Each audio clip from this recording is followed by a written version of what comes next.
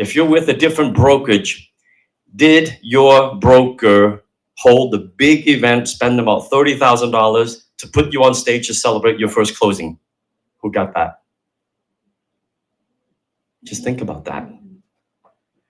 Most agents get their license.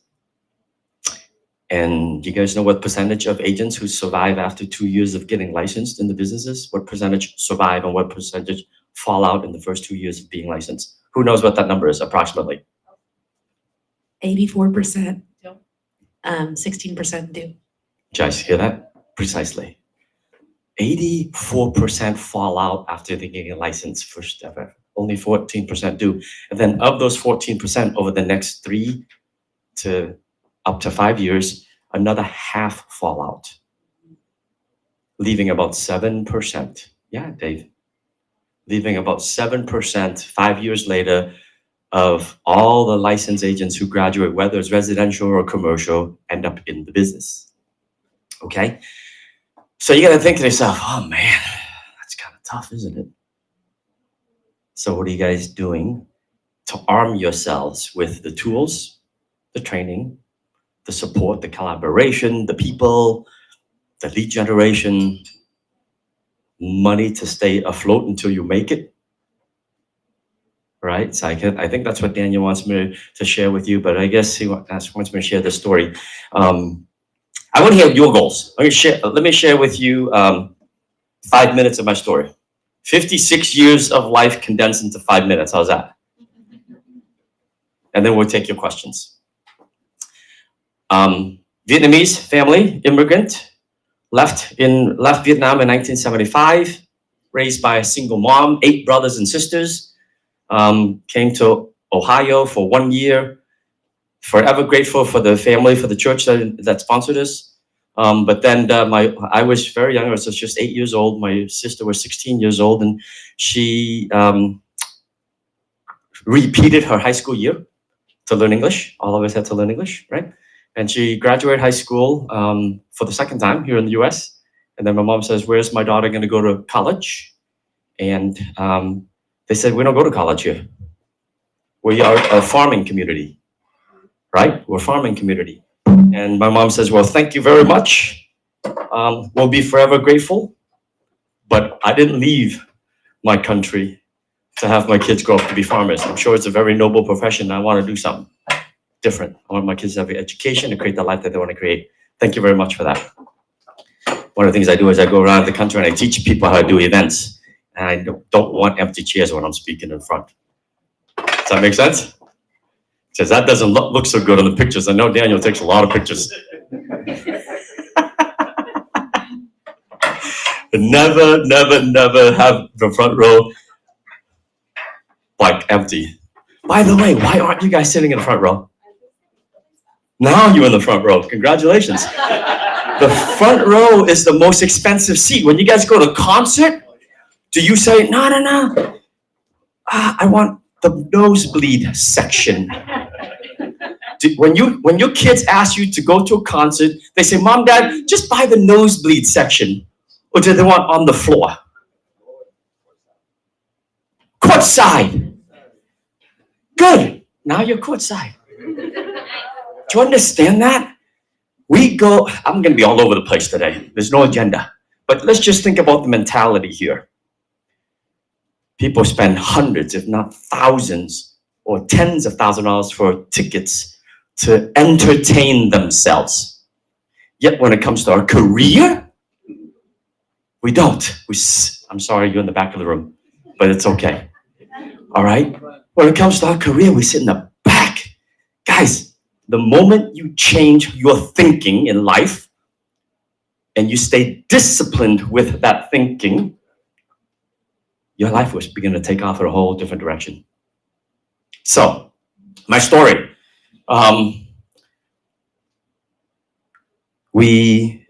Growing up, my mom was the type of woman who, she worked 2 jobs, cleaning toilets and dirty hospital beds to raise 8 kids, right? Back at home, she did very well. She was a businesswoman. but she knew what she had to do to make a better life for ourselves, right? She would be the person who walked down the street, see a Coke can, a Coca can, and would stop and pick it up and go take it to the redemption center, turn it in for 5 cents, save all that up, and send that money directly back to Vietnam to help the blind and the homeless. And that's the person that was raised me to help people. Okay, so fast forward, I graduated from college. I graduated second in my class from the bottom. It's true. I got kept back in high school. I was not much of a student. I was a student of life, right? I always want to make money. So graduated from college, got a job, started in the corner office of the mail room. It's the only job I could get that was with a company that I believed in. That was an insurance brokerage. And literally climbed my way from the corner office of the mailroom to the second corner office of a high-rise building as a chief financial officer for a publicly traded insurance company. And my mom always says, Tom, if someone's paying you a salary, you got to show up early and stay late. If your boss shows up at 8 a.m., you figure out his schedule and you show up at 7:55 and you be there to open the door for him. If your boss stays till 6 p.m., you walk out the door, you shut the lights, you lock the door, you carry his bag, and then you take him and you leave with him. So that's what I did.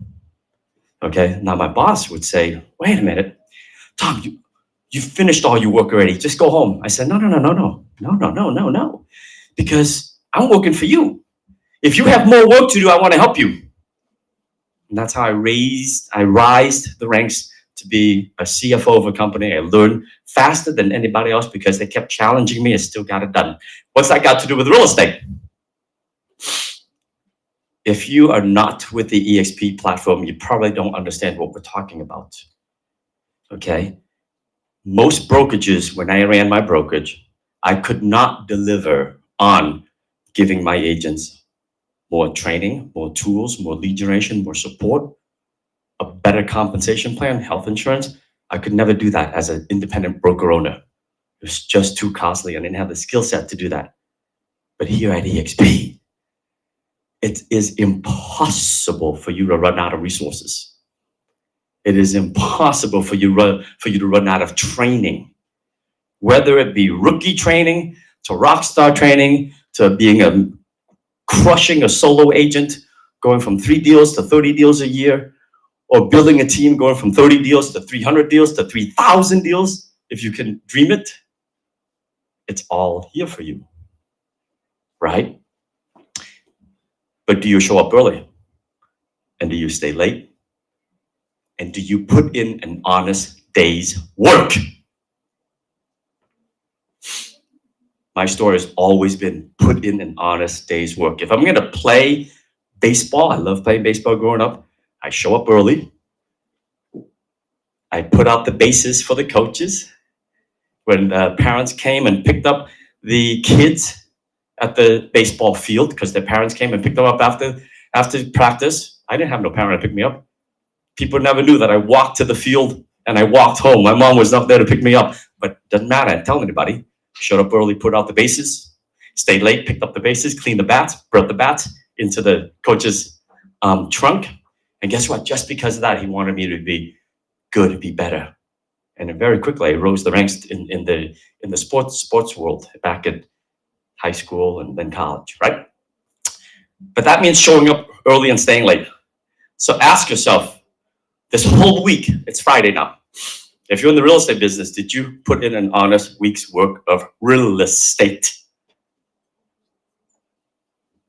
You guys know what the answer is. If you are, then congratulations, you're crushing this real estate business. Now, some of you might be thinking, I did, but I wasn't doing the right thing. I don't know what the right thing is. No one's coached me, taught me, held me accountable. I don't know what I'm doing. I'm supposed to work 40 hours a week, but I think I probably put in 8 hours. And the other 32 hours I was posting on social media, I did that get about 3 or 4 likes. That was cool. I'm an agent. back home. He's about to quit the business. He's not in my revenue share organization. He's someone else's revenue share organization. And he comes to me, he goes, Tom, I'm quitting. I can't make it. I've got bills up the wazoo. I've got credit cards that I've tapped out. They shut down my credit card. Can't afford it anymore. I'm going to leave. I said, I get it, man. Go back, get a job. But I'd say, don't quit. How many hours do you need to work to just make ends meet? 40? Okay, cool. What do you do with the other 128 hours? You guys know there's 168 hours a week, right? So 40 hours work for somebody else, it's okay. You still got 128 hours left. How many hours do you sleep? 8 hours a night. That's a lot. So 8 hours a night times 7 hours is 56 hours to sleep. Minus 126 and 56, you still got 70 hours left. What do you do with the other 70 hours? It's more than a full-time real estate gig. Does that make sense, guys? When I do work, I'm here. I knew in my calendar, I'm very time blocked, that I'm going to be with you guys this week. I don't want to be nowhere else mentally than here. I'm sitting right here, paying attention. Could I be on my cell phone and my email? Could I do all that? Absolutely. But am I being as effective as I can be for me to pour into Daniel's group and Judy's group and all of you guys? Right? No, because if I'm not connected, nor will you be connected. Right? And I give it my all. So the question for you is, are you giving it your all? Okay, we can get in the weeds about it, but I think if that's one life lesson that I've learned over the years, and I've seen people go from 0 to hero for themselves, is because they're very disciplined. Look at your calendar and see how disciplined you are about your time. Then find an accountability coach or partner. Okay, my accountability coach and partner growing up through life is me, the guy that look at myself in the mirror every day. When I brush my teeth, that's my accountability partner in the morning and at night. When I get out of the shower, I'm completely naked and I look at myself in the mirror. That mirror is my accountability partner. Man, Tom, you're getting a belly here. You better do some more sit-ups. It's my own accountability partner. Who's your accountability partner? Lucky for me, I have accountability partners here at EXP. My sponsor, Scott Lewis, he kicks my ass. I give him the permission to kick my ass. And he allows me to kick his ass. There's days when he makes me feel like shit, but then he picks me back up and he goes, go do it again. And there's days I call my sponsor out as well. I says, dude, you didn't show up for me. I didn't appreciate that because I room 40, 50 people and you didn't show up for me. Right? You hold people accountable. Do you have an accountability partner? So be tough on yourself and ask someone else to be tough on you. Yeah? You agree?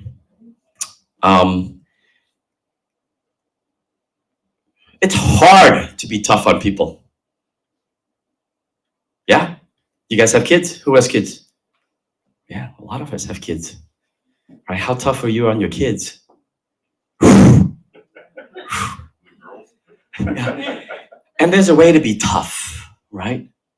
I am tough on my kids, but they still want to be with me. We still vacation together. Olivia's 24, Chloe's 21, and on their spring break, on their time off, they want to be with mommy and daddy. How cool is that? Right? So there's a way to be tough. This is not a parenting thing, but you encourage them. Last night, every day I try to call my kids at least once, FaceTime them. Right? And that's my priority. Why do we all work so hard when we don't have a good relationship with our husband, our spouse, our significant other, our kids, our church, whatever it is, right? Man, I'm all over the place, but I'm hoping I'm dropping some nuggets for you that really help. What questions do you have for me? Let's just take some questions, Dan. Yes, Dave. First,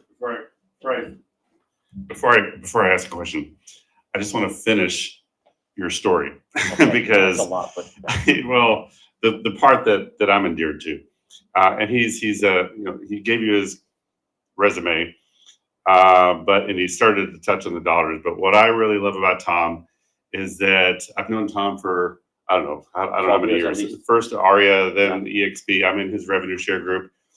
And what I love about Tom is not only is he one of the hardest working people I've ever met, but he also has that balance. He also he's not just talk. I've seen him for years make his family his priority. He's got a beautiful family. And if you want to know about an individual, look at their children. Look at their children. And he's got 2 girls that are grown, and they are amazing, beautiful, bright, smart, well-mannered. They're just going to be insanely successful. And that's a direct reflection upon their parents. He's one of them. And so he's the type of person that I would go and have a pint with. He's somebody that I consider a dear friend in addition to a business partner. So I love Tom, and anybody that doesn't know him, you need to get to know this guy. So anyway, that's, Thank you. I couldn't, anyway, I think you know I'm sincere. My question is, and I've been in real estate for 25 years. I sold my last house in 2021. I moved to Texas. I don't have a license here. Even though I have not sold a home since 2021, I continue to get checks from EXP every month, literally every month. I'm here to learn how to make that a bigger check, Okay. and get back involved with what EXP has grown to, and grow that revenue share, grow that. So that's my question is, I'm looking forward today to learning how to build a business without even having a license here in Texas, because I know it's possible. I get a check every month, so that's what I'm looking forward to. Okay. And thank you for coming. Thank you for being here. Thank you, Dave. I love it. We're going to get into that when we get to rev share. We're going to talk about rev share later. Okay, cool. You said something that resonated with me here. What is your purpose? What is your true mission? Do you have it? Does it smack you in the face every day? Do you have a vision board? A dream board? Do you? If you don't, you really got to do it. Go home tonight, go home this weekend, open up all these magazines that you have, go online and search for Google Images. And for me, it's an island. I've always wanted to own my own private island. That's right there smacking me in my closet. When I go to my closet, I see a beautiful island. I almost came close to buying it. I actually bought an island, and then my wife didn't like it. She goes, "You're going to be on the island by yourself." So I gave up $5,000 non-refundable deposit. I did have an island, but when I'm getting an island that she actually wants to be in. Okay. Family, vacations. What's your bucket list look like? Is it smacking you in the face? Okay. For me, one of my dream board or vision board, if you're with EXP, is this thing called the wealth chart. Okay. The wealth chart is basically, I track my leaders, and I promised my mother before she passed away to fulfill a promise that she asked me to keep, which is to help at least 100 people become personally and financially free. Okay. Many of you in this room are on that chart. I just get you to get to a point where you're personally and financially free. And that's what keeps me going. When I don't want to book the next flight, I still do. Because I know I promised Paul that I was going to be here to be with him. Right? When I don't want, when I know I can extend an extra day because someone else needs extra help, to book my hotel for one more night, stay one more day. I just want to get home and sleep in my own bed. I do, because I know that person is just searching for the right person, the right accountability partner, to get them to where they want to go. And if I can just spend an extra couple hours with them to set their mind frame right, I can actually make a difference, not for them only, but for their kids. And then so sometime the grandkids are going to come, and I can change a whole generation. Does that make sense, guys? So when your vision and your dream goes beyond who you are, man, will you make impact in life. Right? What are the questions you have? So revenue share. How many people with EXP right now? Majority. Can you guys understand revenue share? For those who don't, we'll cover revenue share. Revenue share is pretty simple, and I know your organization, Dave, right? It's growing like crazy out of San Diego. That's where Dave came from. He sponsored a few people who sponsored a few people, and it's going nuts. sort of. And in order to capitalize on revenue share, you have to have frontline qualifying agents, frontline agents who are selling houses. For you to do that, let's say you're not licensed in Texas, but you're coming across agents all the time. You've just got to go after the heaviest hitters in this industry. It's easy to go after the rookies because we feel like we can dominate them. We're more powerful than them, that they will listen to us and we have more influence over them. But I can tell you it's a lot of work because 84% of rookies don't make it in 2 years, right? And the 16 or 14% that's left fail in the next 2 or 3 years. So if you're going after rookies, you're not going to get there fast. My frontline agent is James Wong. You think I have to train him how to sell commercial real estate? Does that make sense to you? I went after the biggest, baddest people in the business. It's the same no. If Jim says no to me, it doesn't hurt any more than a rookie saying no to me. Does it? No. So Dave, go after the rock stars. Why? This is the place where pros go to grow. Did you guys hear that? You're going to see that tagline coming out of EXP in the next year. We've been saying that now. This is the brokerage where pros go to grow. Pros in this market right now are hitting a limit. Transaction volume on both the residential side and the commercial side is down. Yet we are growing like crazy. Daniel, can you do me a favor? You pull up. Can you pull up Facebook for me? Let me show you what I mean. Because numbers don't lie. I'm a CFO by training. Numbers don't lie. Pull up my Tom Trong Team Leader Facebook page, please. I'll show you guys something while he pulls it up. We have agents who's coming in here who's doing 10 million, and in 1 year they go to 20 million. We have agents who are struggling with other brokerage doing 1, 2, 3 deals prior to, and they are doing 10 deals, 15 deals, 20 deals. Yeah, that's it. So go up to the top page. Go up to the picture. Look at that. 3 months in 2024. Now, remember, let me set the stage. Sales volume in 2021, residential sales volume in the United States closed about 7.1 million residential closings. You guys with me? At the end of 2023, it was 4.1 million. We did 3 million residential closings less 2 years later because interest rates went from 3% to 4 to 5 to 6 to 7, and closings went from 7.1 million to boom, boom, boom, down to 4.1 million according to the NAR and Riz Media. Yet, look what my team, you guys are part of this team, by the way, of agents. Last year, we did 864 transactions. Oh, what happened there, Daniel? Last year, we did 300, up to January, February, March of last year, we did 864 transactions totaling 351 million.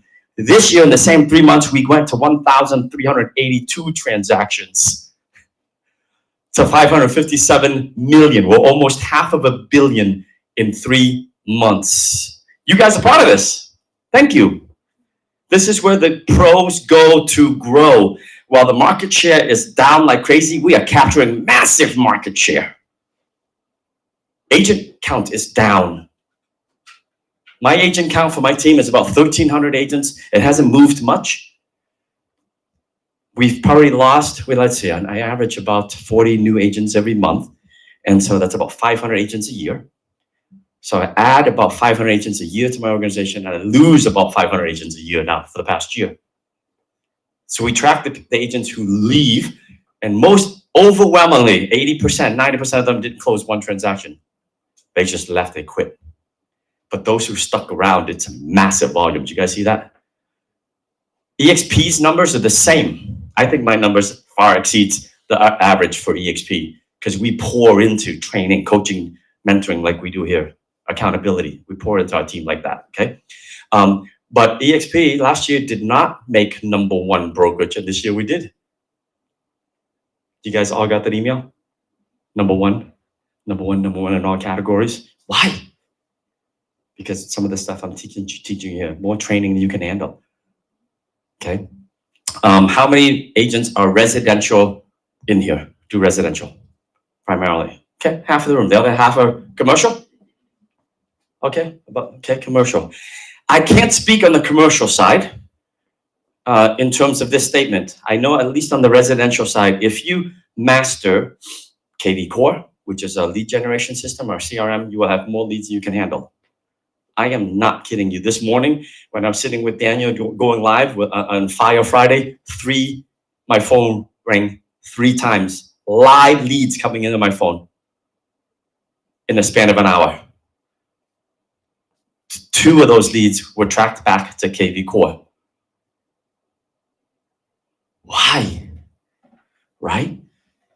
So normally I don't answer the phones at all, but my buyer's agent, Evan, took a 3-day vacation. He goes, Tom, can I have Friday off? I said, of course.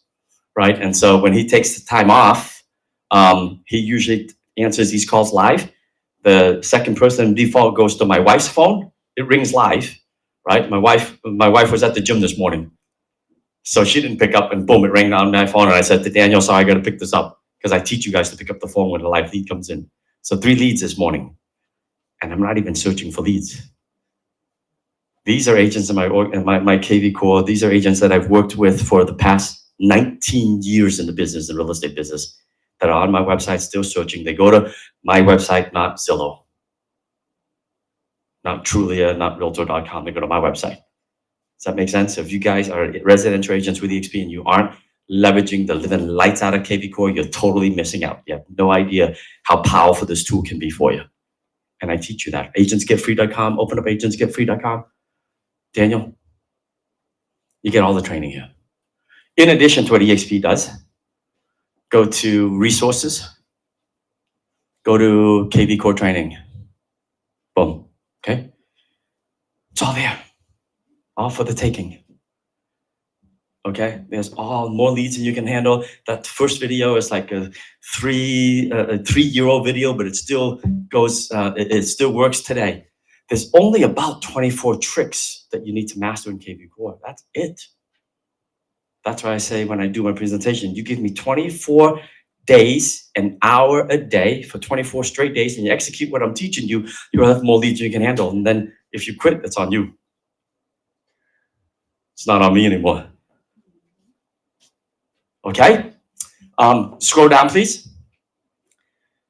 Inside Real Estate has a whole YouTube channel. So if you can't sleep at 3 in the morning, go to the YouTube channel. All the training is there. Everything you want to learn about KV Core. Go back one, please. KV Core recorded webinars. If you missed a live, and then KV Core online learning. Click on that. That's live right here. Now, maybe one day, Daniel and Judy, you guys can share what we have on the commercial side for training. Actually, I can show you what we do on the commercial side. I'm just not a commercial guy, right? So master KV Core. You can sign up for classes, blah, blah, blah. Do you guys know if in my organization, there's a Let's Chat? Go back to the Let's Chat. Go back one right here. See that? I have, one of the things I love about this business is it allows me to have personal freedom, be wherever I want to be, location freedom, anywhere I want to be around the world, and financial freedom. Never have to worry about looking at my bank account ever again because of revenue share. Okay. But because of that, I've managed to hire executive assistants, and they're on call 21 hours a day for you guys. You type a question in there, and chances are one of my executive assistants will look it up and call you back and get back to you right away. This is in addition to what EXP makes available to you. This is the ability to design a business. You want to be a team leader, right? A massive team leader. To design a business where the business works for you and you don't have to work for the business. What does that mean? What's that? Freedom. Okay, how does a business work for you? Well, I was sharing with someone on the bus. I forget who. Minnie, I think, Min. And she goes, Tom, how do you manage everything? You're everywhere. You get shit done, blah, blah, blah. It's a time blocking. I started off with time blocking, right? Look at my calendar. If you look at my calendar, It's okay. It is. I'm time blocked. I'm extremely time blocked. I'm never busy. People say you're way too busy. I says that's bullshit. I'm gonna call you out on that. I am time blocked. If you get on my calendar, I will be there. So when I time block, the first thing I do, rolling 12 months, always, is Olivia, Chloe, my two daughters, when are your spring breaks? When's your last day of school? When's your first day of school? Or my daughter now, she's working at New York City. What vacations have you scheduled? And can I be part of it? Family first, right? And nothing gets in the way of my family's time. Got it? After family comes all the major events. What's major events in my life? My brother's family reunion for the family. When my mom was alive, it was my mom's birthday. All this stuff went into my calendar next, right? And then vacations. I did not say one word of work yet. And then comes EXPCon, comes Build, comes Regional Rally, comes my travel schedule. And everything fits in. And then if you look at my calendar, there's still a lot of empty time left. And that empty time is do whatever the heck I want to do. So how time blocked are you guys in your life with family or whatever is most important to you first, right? Another piece for me is ARIA, the Asian Real Estate Association. ARIA is in my calendar, right? To serve my community. We know when our convention is for ARIA. We know when we go to Washington D.C. to promote housing, to give back to our community. That's in there, so nothing gets in the way of that. Imagine having the ability to design your life once and for all, and be disciplined enough to stick to it, and then really live it out. Live it out and have a lot of fun with it, okay? That's my schedule up through October. You can see that's EXP convention, right? Build, you guys have Build here, Dallas Build, July 25th and 26th, I believe, okay? You can find me there. These are all my live events. Way out. Do you have that? Okay. All right, what questions you guys have? What other questions do you have? Jim's calendar is there, Daniel's calendar is there, all of our leaders, their calendars all there. Now, whether they keep it up to date's up to them, I don't know.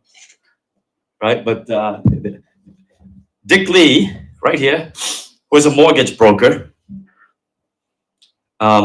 Dave, right, sort of in your position, you're in the insurance business, sort of, okay?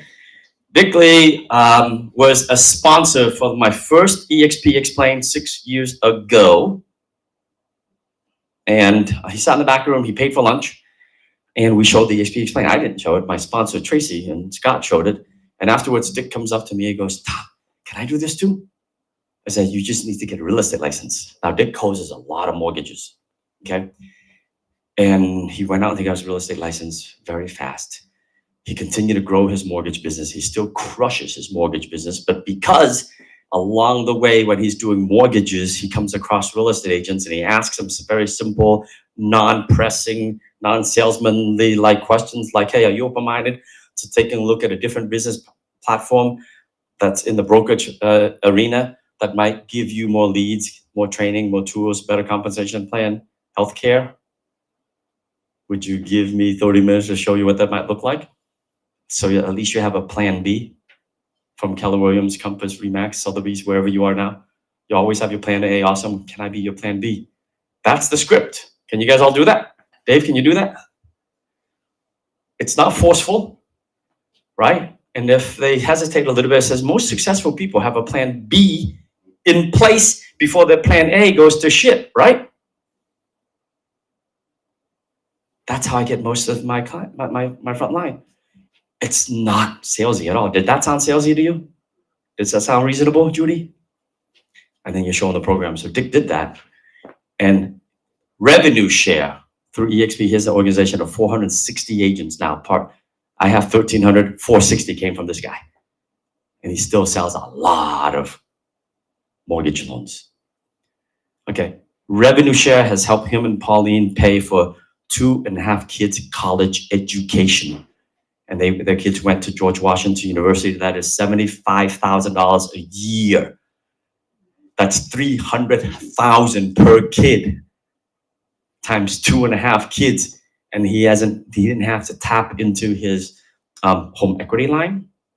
He didn't have to sell one of his properties to pay for college. He didn't have to take out a loan. And Revenue Share did that for us, for him, I mean. I'll tell you another story. Search Don Choi on Facebook. Want to talk about something crazy? Don Choi, there you go. Don passed away. So there's a picture of me, Don, Dick. We're all over the place. I think I was the guy who took that bus over, whatever. So Don Choi, go ahead and click on that picture. Okay, there's Dick Lee in the back. I was at that party doing something else. So Don joined the company 6 years. The minute after I joined, he joined. He was a commercial broker working for another firm. And he goes, Tom, I'm in, man. Yeah, that's the same party there. All right. And he joined, and we didn't have a commercial division back then, but he saw the vision. Okay. And he built up December 17th, 2021. December 17th, 2021, Dick Lee and I were doing a presentation like this, and our phone starts to blow up. They're FaceTiming us.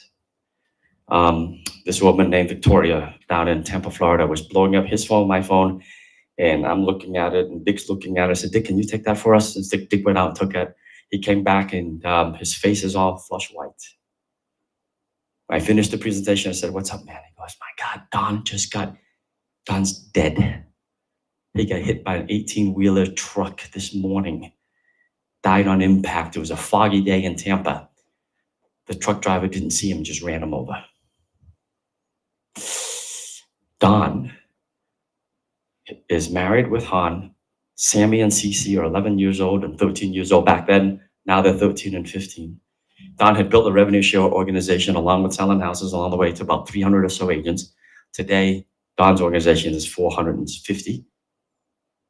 And every time one of these 450 agents close a transaction, EXP takes a piece of that and sends it to his family to pay for college. Well, not college yet, but to pay for stuff. Because Don saw the vision to make the move here and got out of his own way to invite other people to see the program. This is how this platform can change your life. Does that make sense? And by the way, EXP Revenue Share is willable. So as soon as, we got word that Don passed, Han, who's a full-time accountant, went out and got her real estate license right away. As soon as she gets her real estate license, we put her in, EXP put her into Don's position, and she started getting those revenue share checks. Okay. Dan, you want to open up your rev share? You mind? Is this being recorded? All right. Come on, let's show revenue share. Ready? I have nothing to hide. All right, scroll up, please. Oh, never mind. So go scroll down. So here's Dan Ang, right? We're sponsored by Jim Huang, who's sitting right in the back of the room. I sponsored Jim. Tracy sponsored me. Scott Lewis, Jennifer and Ralph Flick, Gene Frederick, and Elizabeth Riley. Elizabeth lives in Austin. Okay. If you go to the regional rally next Tuesday, both Elizabeth and Gene will be there. Okay. Dan has hit this thing called beta, which is at least 200 or more agents in his organization or 15 frontline qualifiers. So congratulations, Dan. Give him a big round of applause. He's worked really hard. Click on revenue share.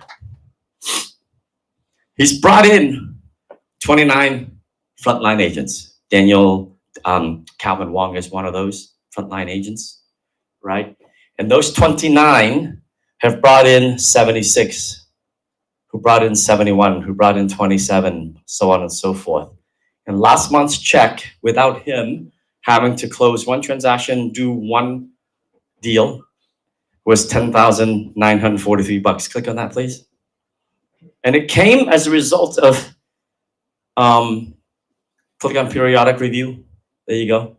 34 closings. Oh, right here. 52 closings from 34 agents, paid him almost $11,000 in this revenue share thing. But he only brought in how many agents? 29. How powerful is that? That's $120,000 a year as an annuity paid to you for life, and it can only get out of control. My income, my revenue share income is out of control. I can't stop it anymore. If my plane crashes on the way home today, my wife will continue the business, my daughter who's licensed will continue the business, and I know, gosh darn sure, he's gonna have another meeting next week and bring in more people. Wow, that is mind-blowing, right? So 10,000, 12,000, 14,000, 11,000, and it grows. Like, I bet you he's doubled every year. First year is probably 1,000 on average. Next year is probably 2,000 on average. Then it went to 4,000 on average. Then it went to 8,000 on average. It's doubled. So you're looking at his organization. I bet you next year, as I stand here, he'll be like $20,000 a month. And then the following year will be 40,000 a month. That's what happened to me. 6 years later, 50,000 a month. Like, I wake up and there's money in the bank account. Wow. Because you change people's lives, because you taught them how to lead generate, hold themselves accountable. Time block. Right? This doesn't come free. Agents still have to sell a lot of houses, capture massive market share to get there, but we have the best system possible for that. Okay, commercial, residential, all of it. All right, what other questions you guys have? Thank you, Daniel, for sharing that. It's pretty powerful. Okay, when I saw this program, I was not looking to change. I was happy. I had built my brokerage to 120 agents. And then I scaled it back to 90 agents because 30 agents weren't doing anything, right? So, and then I packaged it up and I sold it to National Hedge Fund, okay? And then I went back to selling a lot of houses. And then I saw this program and I left everything behind to build it. All right. Anything else? Questions about anything?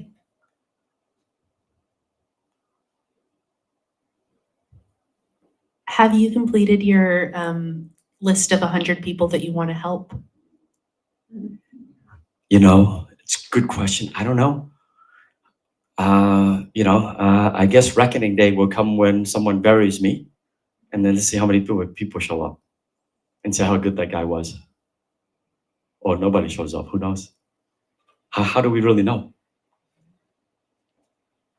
Right? So all of us have a day that we start, that we were born. I'll end with this.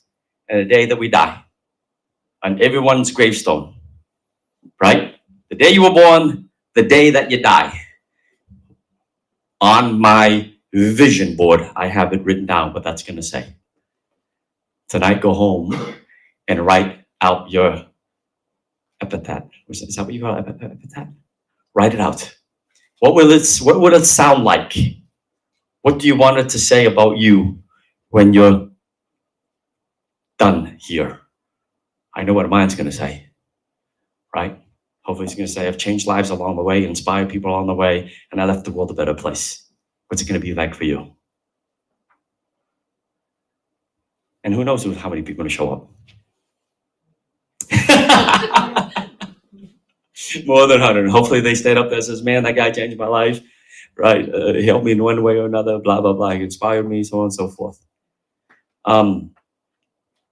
This is really cool. Remember when we had the Afghan war? The Afghan war about 2 years ago? And there was Afghan refugees that came here to the US. Okay, and I'm an Airbnb host back at home. And one day I opened up my Airbnb. Usually my assistant does it, but she sent this message to me. She goes, so, hi, Tom. My name is Susan, I think. I represent a church, a local church here in Worcester.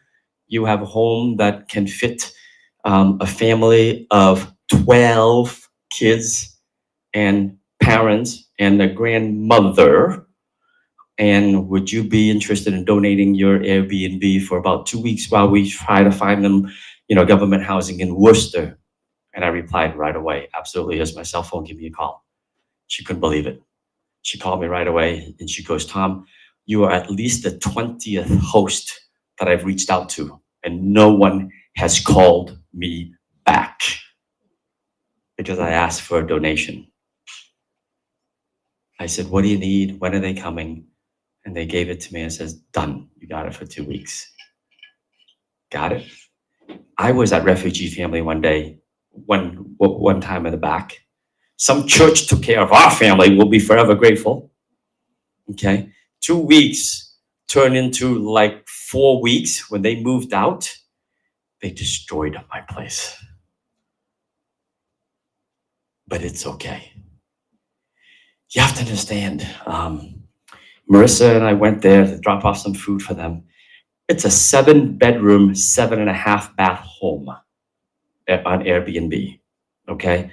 And we went there and really none of the kids were playing on the bed, you can tell, but no one was sleeping in it. They were bouncing on the beds and stuff like a trampoline, but they weren't sleeping in it. They retreated to the biggest room on the first floor in the living room, and I see blankets and pillows and all my stuff in that room. And I'm thinking to myself, there's 13 of them just sleeping in the living room versus in these 7 bedrooms. And I figured out why, and the church told me. They don't know when in the middle of the night someone's gonna come and grab their kids and take them somewhere. So they have to protect themselves. They didn't know what a bathtub or real shower was. They bathed the little one in my kitchen sink, a porcelain kitchen sink, and they broke the kitchen sink. But you know what? It doesn't matter. When you get to a point in your life where you know you can help people get to a better place, it makes you feel so great. Now, fast forward 2 years later, I get an article. I read an article in the Worcester Gazette, I think. And it's this family who's helped like 4 other families come here and make their way in the United States. How cool is that, right? The older kids have learned English. They went out, one of them got a CDL license to drive trucks. One of them's trying to learn English to be a teacher, to teach in the Worcester Public Schools, to teach Afghan kids how to speak English, so on and so forth. So there's a whole generation that you can make an impact on if you just get your shit done. Get your finances in order once and for all. Sell as much houses as you ever want to sell, and then pass your knowledge on to somebody else so they can continue what you're doing. And that's what I've done. Right? I've sold a boatload of houses in my time. I still know how to sell houses today. I know how to close them. I told you, get 3 phone calls this morning. I closed 2 appointments like on the spot from strangers. 9 a.m. listing appointment on Sunday and 4 p.m. showing appointment on Tuesday. Boom, just close it. Are you at the point and when you get a cold call that you can warm them up fast enough for them to trust you enough to like book an appointment with you? Or they continue to shop after you hang up with them? Does that make sense? How well do you know your craft? I paid $597 recently for another training course. You guys know what NLP is? NLP? Neuro-linguistic programming training, okay? For an online class next Saturday. Actually, next Saturday. So I can continue to improve myself. 8 hours of intense training on neuro-linguistic programming, on how to deliver in front of an audience, how to connect with people much faster, how to master the personality profiles, how to ask the right questions, listen intently, and respond immediately to connect with people. That's how you get better and better and better. Are you guys continuing to improve your skill set to be a better human? Right? A lot of us get to a point where it says, we're good enough. We don't need to get better anymore. No, I get better and better and better. If you watch my talk 5 years ago, 4 years ago, and 6 years ago, you'd see, hopefully I've improved along the way. I used to be in a room when I speak and there's people on the phone in the back and they're not paying attention. Now you can hear a pin drop. Next time you get up and speaking, you got to look in the back of the room. You'll be able to gauge for yourself how good you are as a speaker. Did you command their attention or did you just totally lose their attention? If you lost their attention, you better change it up. I've done that many times. change it up, speak about something else to get their attention. Pull them right back here on stage. Right? Because they spent the time, the money to get here. You might as well make it worthwhile for them. Guys, that's it. Daniel, back to you, man. Thank you, Tom. I'm always available to help you. If you're at EXP, find me on Workplace, or just have my cell phone. Most of you have my cell phone. I promise you, I'm time blocked, but I'm never busy to help you. All right, thank you. Appreciate it, Tom. I'm gonna have Paul come up really quick, just share about, team building and just kind of how you came about, and then we'll bring Jim up. Cool. Thank you. So I was set to retire. I sold my other company, and I was pretty much planning my future of what I was going to do. And this big, beautiful angel walked into my office. If y'all know Colin Hugh, he's not here right now. He's out working. And I did tell someone, I said, "You're like the biggest angel I've ever seen, you know?" And someone said, "Did you say he was the biggest Asian you've ever seen, or angel?" Both. Just go with both. And so he walks into my office and he says, "What you gonna do?" And I said, "Well, I sold my company. I'm excited. Me and my wife we're actually headed to Grand Cayman here shortly." And he goes, "Have you ever thought about getting into real estate?" And I said, "Yeah, I'm probably actually gonna do that. I'm gonna flip some homes." I'd actually already got my real estate license a year before. So I was just gonna buy some homes, flip some homes, have some fun. And he goes, "I want you to come meet Daniel Ng and Calvin Wong." And I said, "Tell me what it's about." And he wouldn't. And I said, "I'm a builder. Like, I don't want to really go sell homes and all that. I want to build people. I want to work on people's self-image, their self-worth. Your self-worth equals your bank account. That's what I've been doing for years. That's all I want to do." He goes, "You can do it here." And I said, "No, you can't, because I've tried it before in real estate. The broker's in control of everything. It's a mess. In insurance, I can recruit coast to coast. It's beautiful. I can do whatever I want." He said, "You just need to come meet these guys." And I asked a few more questions, Esther, and he still wouldn't answer. And that's when it hit me, Brian. I was like, I've trained people for 20 years to do what you're doing to me right now. Say nothing. Just give them just a little bit of information and get them around somebody else. That way you don't have to oversell the opportunity. And that's exactly what I did. So Esther, I was like, this is going to be good. I bet this is really good. So it was. I walked into the office. I met Daniel and Calvin. And Calvin said some things that my old mentor said to me. I was like, oh my gosh, God has put me in the right place. One of those things was my old mentor, Fitz, said to me, the greatest gift, the greatest thing you're going to get out of building a business is watching other people grow. And at the time I was broke. I was like, that's the stupidest thing I've ever heard. My car, I'm watching my car because it's about to be repossessed, right? I'm like, that's dumb. It was the greatest thing ever, was watching other people grow.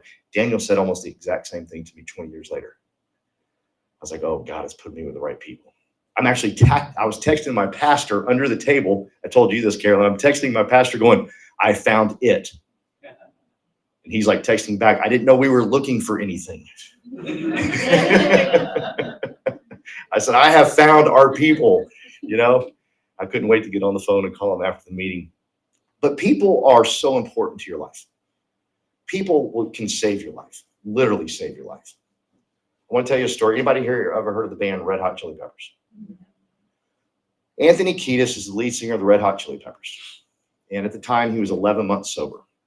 And he had had enough. He was done. He was going to go back to drinking, doing his smack. He knew exactly where he was going to go, the hotel he was going to go to. You and I wouldn't even go to that hotel.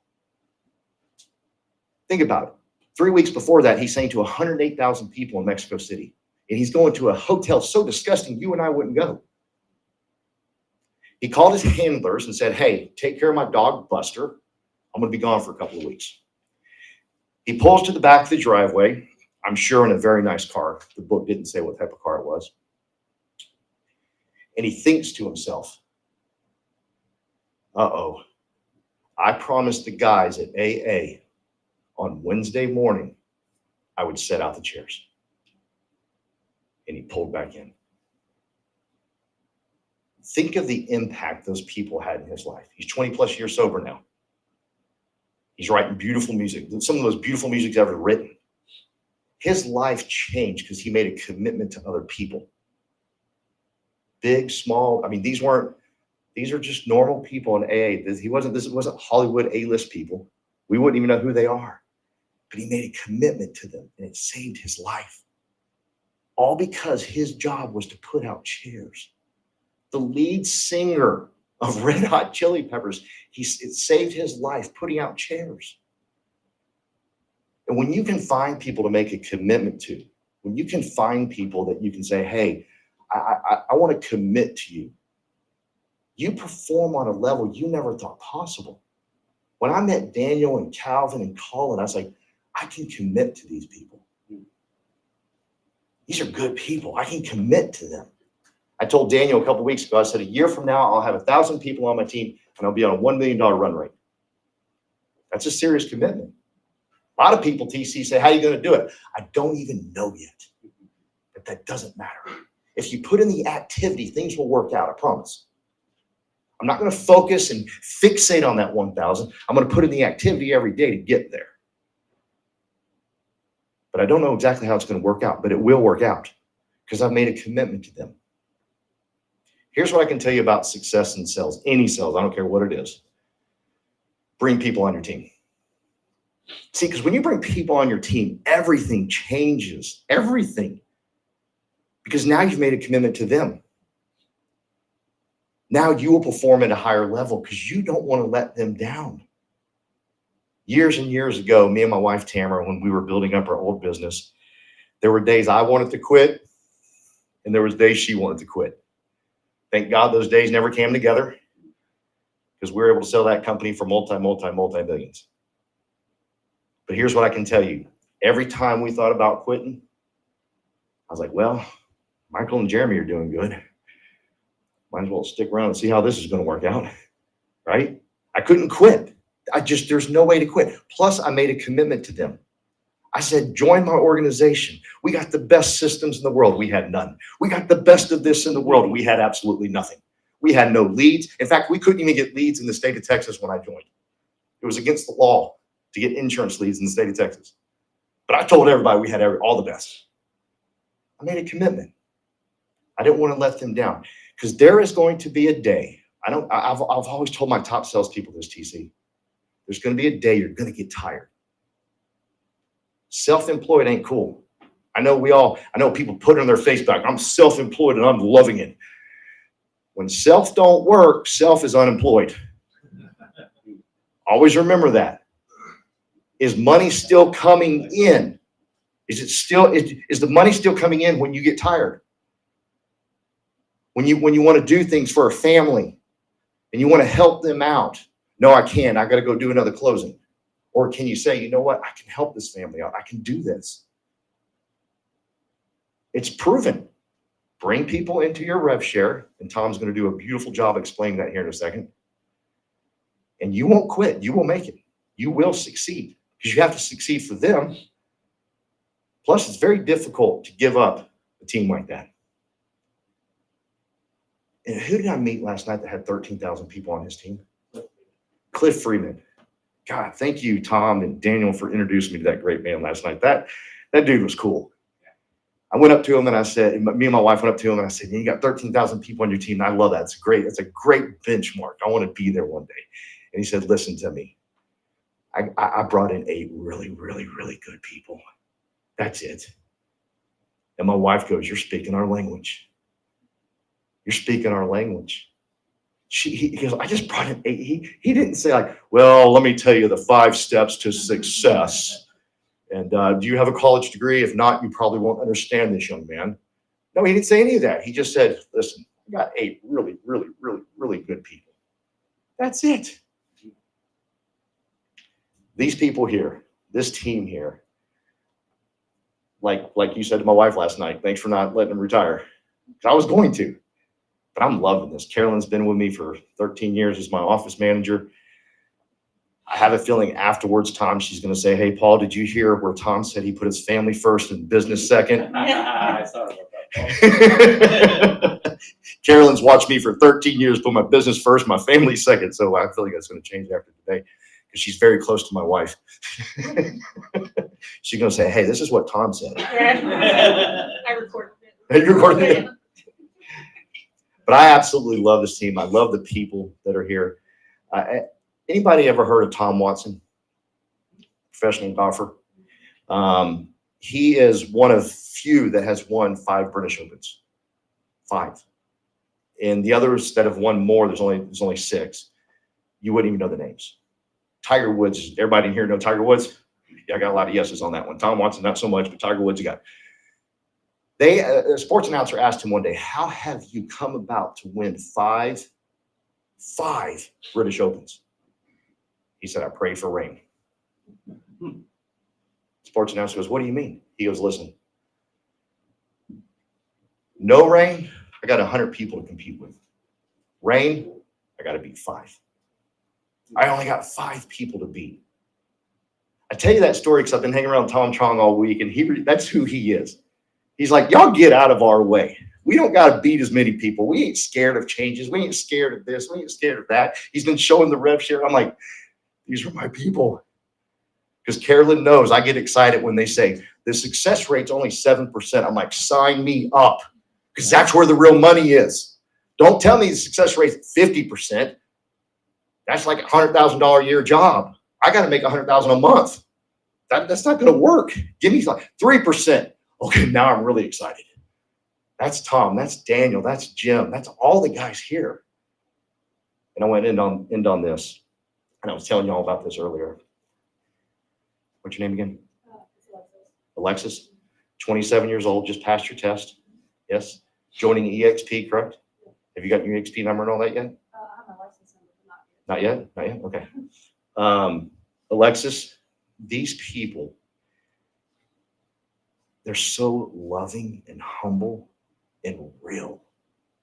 Everybody I've met has been just like, come on in, let's have a good time. And these are like people that are crushing it in real estate. I haven't done anything yet. I've hired 10 people. I brought 10 people. That's it. They're crushing it in real estate. And every one of them makes me feel like I belong here. Belonging is the number one human need for everybody, is to belong. Because when you feel like you belong, you will perform like crazy. So if you're thinking about something here, this group will make you feel like you belong. I don't care if it's Daniel's group, all the other groups Bettina. Oh my gosh, she's a beautiful woman. The thing she said to me and my wife last night was like, we were on her team. It's like, are we a part of your organization? This is the group. You coming up next? Okay. But real quick, this man right here, Daniel, I know Bettina said it earlier.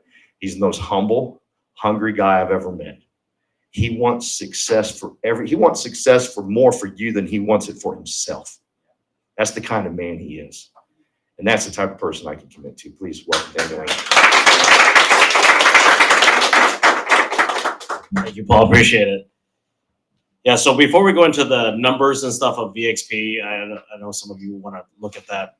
I'm going to have Jim come up and try to share kind of the vision of EXP Commercial when we started 3.5 years ago. And, you know, him as being the founding president of this company, what is the vision now for your organization? Because we're part of your organization. And what is it going to be going forward as, you know, what's going on with, just share. First, I just want to thank everyone. You know, it was an incredible ride. Thank you, Tom, you know, for opening up, introducing. And I always say that one of the main things, I was always open-minded. I always like to see what my competitors are doing. If you're a smart business person, you always analyze your competition. So always see what everyone else is doing and explore, ask questions, doubt it, poke holes is very important. But I'll tell you when, and just going to my story, starting with a lot of times at school, everyone knows biochemistry. Who the hell would study that? Nobody. That's just crazy. You don't want to do that, right? Because you're only going to take one path. From there, I was fortunate enough to be picked up or going for an interview for Wall Street. So that was fun to go there. And I said, you know what? I talked to 2 cousins of mine. One was a doctor, one was a banker. And he says, you can always go back if you needed to, if it doesn't work out for you. Had a chance to go to Dean Witter. Then it got picked up by Morgan Stanley. Then I went in from there as an analyst to portfolio management. Life changes. So I came back to California to hopefully get married.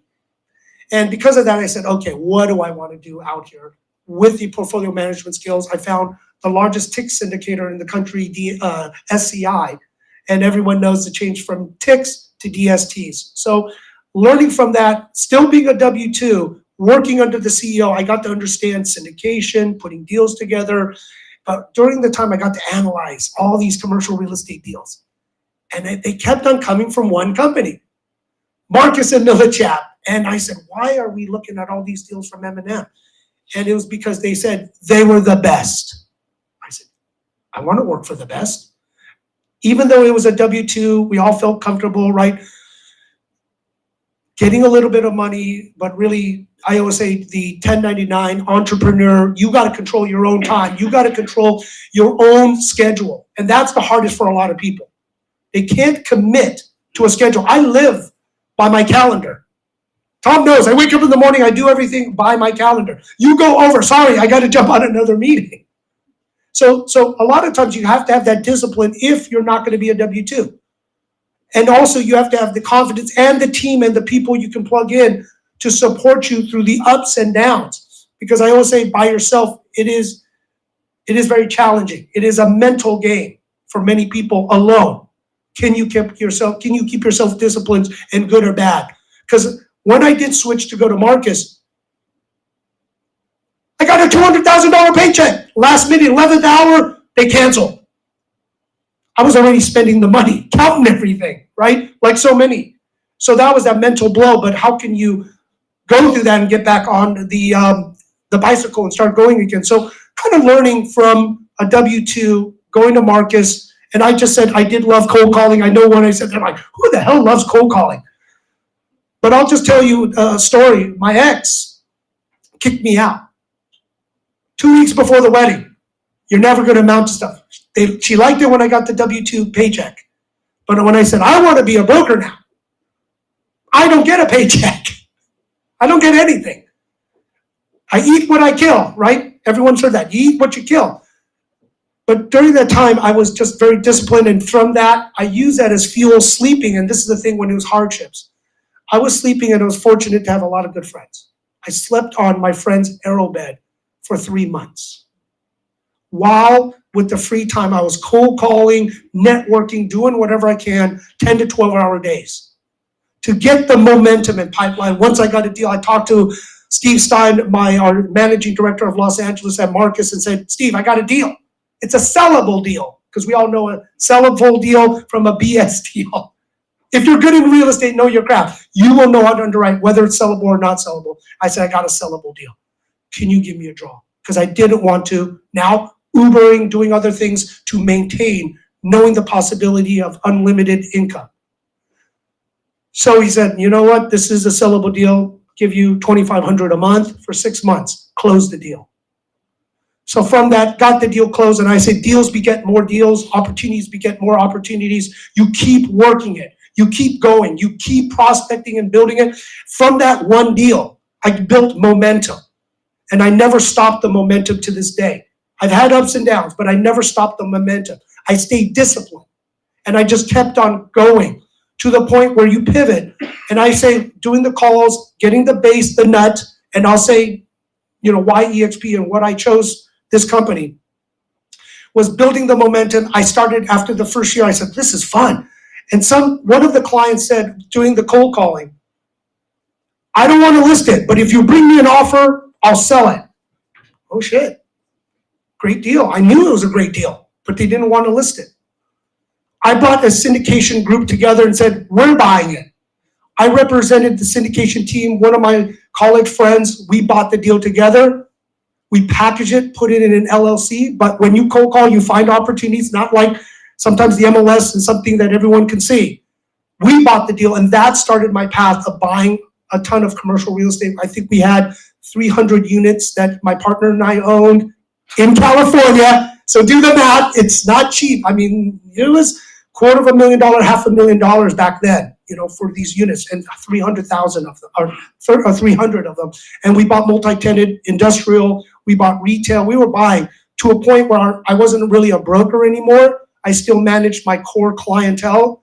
And then I had to leave M&M to first formed my first company, BRC Advisors in Southern California, still around today. My partners own it, run it. If you look at it, it was one of the top 10 firms independent in California. As we were ranked, we built it up to about $2 billion in sales. So I had a little experience, but this is the thing where you're a broker owner running and managing it. Because I really wanted, when I broke off from M&M, to syndicate and do my own deals. Bring friends, because it's always better to do it together, and build this group together. But the problem is, gee whiz, like what EXP has been building, if there's a right model, keeps attracting people. The hard part is when you have to manage them, right? Many of the owners, broker owners, we have to manage people. When we're managing people, we can't do anything. We are stuck managing with liability. So when I started BRC in 2004, going obviously to 2012, what was in the middle of it? 2007, 2009, right? The Great Recession. For those in residential, the whole residential market blew up, right? With all the liquidity, you know, your dog could buy real estate, I think back then, right? Your cats, people, anyone could buy real estate because they just financed anybody. But residential always leads commercial, which is very important. 2009, after Bear Stearns Lehman Brothers hit, fourth quarter, right? 2003, before 2009 hit, the entire commercial real estate market stopped. I had $500,000 nut that I had to pay every month. And that was frightening. I was like, gee whiz, 180 commercial brokers, I made 0 deals for 6 months, do the math. I thought I had $1 million dry powder, owning some real estate, selling half of my real estate, seeing what happened was pretty good. No, it wasn't. Because you started, when things go bad, it's a domino effect. This goes bad, that goes bad, everything kind of goes bad. So first time in this big recession, I wasn't aware of this. I didn't know, right? That's why I said it's important to be around people that are battle-hardened war generals that understand cycles in the market, right? How many people were around 2007, 2009? Right? Less than 25%. This is why it's catching people off guard. This is what do I do? Deal flows down, interest rates are high. People that have been around cycles, and if you pick their brain and you live lean or mean, and you live humble and simple, it teaches you a lot of lessons. So getting through that cycle in 2009, and boy, I never begged so much, crawled so much, deferred my brokers' commissions, which because I had a good relationship with them. Some of my brokers had $100,000, $200,000 commission. They let me float it for a year. No interest, because we're friends, to keep our company alive. You know what that means? I didn't pay them out on their commission, $200,000. I also had a lot of friends sharing my pain with people. This is terrible. I feel like, you know, the worst of what I would do to myself because it was ego driven, because it was my brokerage. Some of my friends came out of the woodwork. Friends today wrote a good $250,000 check to me. Say, I have the opportunity, I want to help you. Pay me when you can. So I did learn a lot of hard lessons like those that have been around the cycle. And I'll just tell you this right now, build a network of community, because it is hard if you want to stay in this business. If you just want to be a W-2, get a job, understandable. But if you want to stay and survive in this business, build this network, build camaraderie, build support, build friendship. I have been saying this at EXPCon and other events because I care for people, because what I went through, I would never want people to be there because I was over levered, I had too much, lost it all to bring it back. Never wish anyone there, especially if you're head of household, you're the breadwinner. It is the most painful thing you would ever experience. You almost lose your identity. You lose your identity because unfortunately many people value by the job you do, the money you make, that's your identity. And when that's taken away from you, very horrible. But going through 2009 to, I would say 2012, I said things are back to normal. Look at that, 2007 residential crash, 2009, 2012 is when it got back. Understand long-term time frames. It's not gonna come back in a month or two. It's years. From there, I said I need a new dance partner. My company was still around, maybe 125 commercial brokers. What do I do next? So this is when I started interviewing, saying, I wanted to join another firm. I wanted a partner, so I talked to many of the residential doing commercial firms, the commercial franchise firms, some of the big firms to plug in, regional firms. So I got to know all of the owners, leaders, everyone in pretty much all the stacks. But I also learned to give back, help others even more so than the way I was, especially in diversity in commercial real estate. I've always loved to do that since, in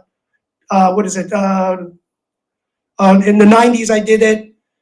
2000s, I kept on doing it, but I went on steroids really to find my passion, especially after blowing up and everything else. But in 2012, I said, okay, find a new dance partner. Then I found where Daniel and all of us, we were all part of ARIA. But in 2014, I eventually partnered with Rand Sperry, started Sperry Van Ness to do a new franchise model, went through the FDD, launched our model of 2015 of summer. Daniel and many of our friends joined us. We had a great group that we brought together. Still, the company's moving around right now, but I learned the franchise operation.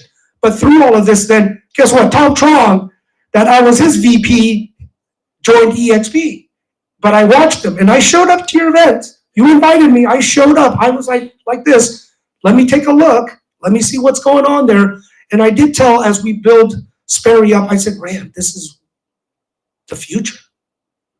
This is the future for commercial real estate. People just don't know it yet, but that's the future. So we were working on a way to put the company within EXP, especially, thank you, Tom and Jason Gessing, still around, right? Had every position at EXP to figure out, okay, what do we do? How do we do it? But eventually what happened was they wanted me to come back to build another brokerage company. Third one. I was like, I can do that.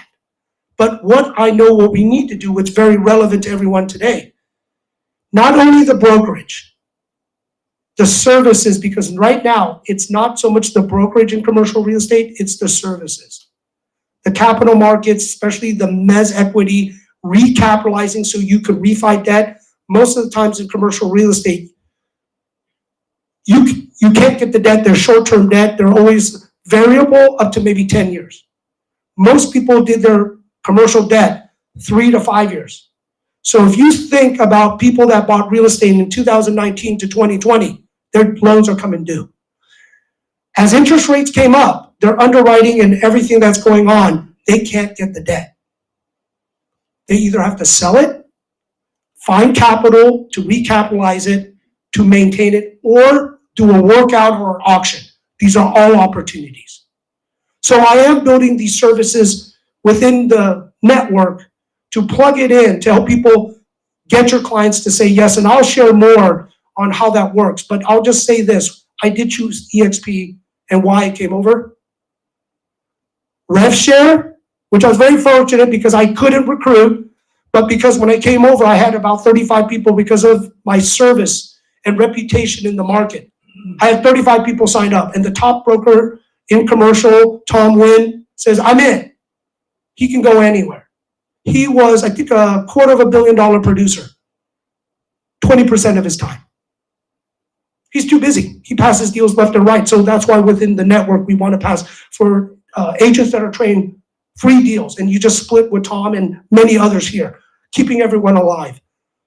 But with the RevShare, one, frees you to do what you want in passion as you grow it. And you've got to just spend some time and get the momentum. Because I know with Daniel Calvin, especially I have to say that Calvin didn't believe this model would work.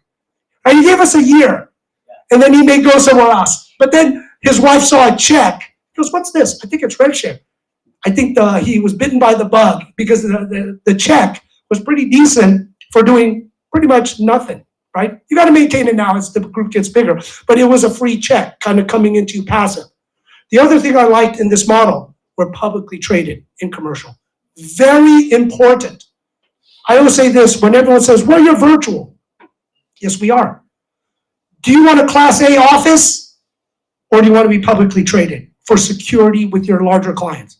I'd rather be publicly traded. Anyone can get an office and commit fraud or not be the experiences of what you could be, but being publicly traded does matter. So a lot of people said, how do you overcome that objection? You got to show them the things that work. And being corporate, not franchise, was another benefit in commercial. And that's really what helped. And for those that I've saw, one of our other Sperry guys, he just wanted a mentor. Keith did phenomenally well, just giving back training and mentoring. So having rev share, publicly traded with stock options, right, that we earn by bringing people over and doing deals, to mentoring people, to the 90,000 agents to give us referrals. I don't know any company in commercial real estate that has those four. The only thing I had to do coming over, and do you want me to, I can run through this, Tom? Yeah. And then we can ask questions. What I had to do for commercial, to be honest, they don't care about rev share. That referrals is great if they can get it. They wanted the best commercial platform. Learn from Philip Hu, who owns TransGlobal, the largest Asian insurance company, about, he said this: if it's a bad platform, you got to sell it. If it's a great platform and a benefit, you just share it. If it's shit in a box, you got to sell the shit in the box. And you better have a nice box. But if it's a great platform, share it. Because I know everyone says, I got to sell this, I got to sell that, I got to sell, and that's a dirty word. We're all salespeople. But if you share it, and how you can share it to get people to engage, and then I love this too, the three-way. Don't try to close them. Do your due diligence, find the best person to close them for you. That's how you do it. I love how people that don't know commercial, don't know the business, try to close people. You're going to lose that lead. Don't be worried or afraid. Do the three-way, find the right people within your network or outside to help you close them, whether it's a deal or whether it's to bring somebody over. You want to?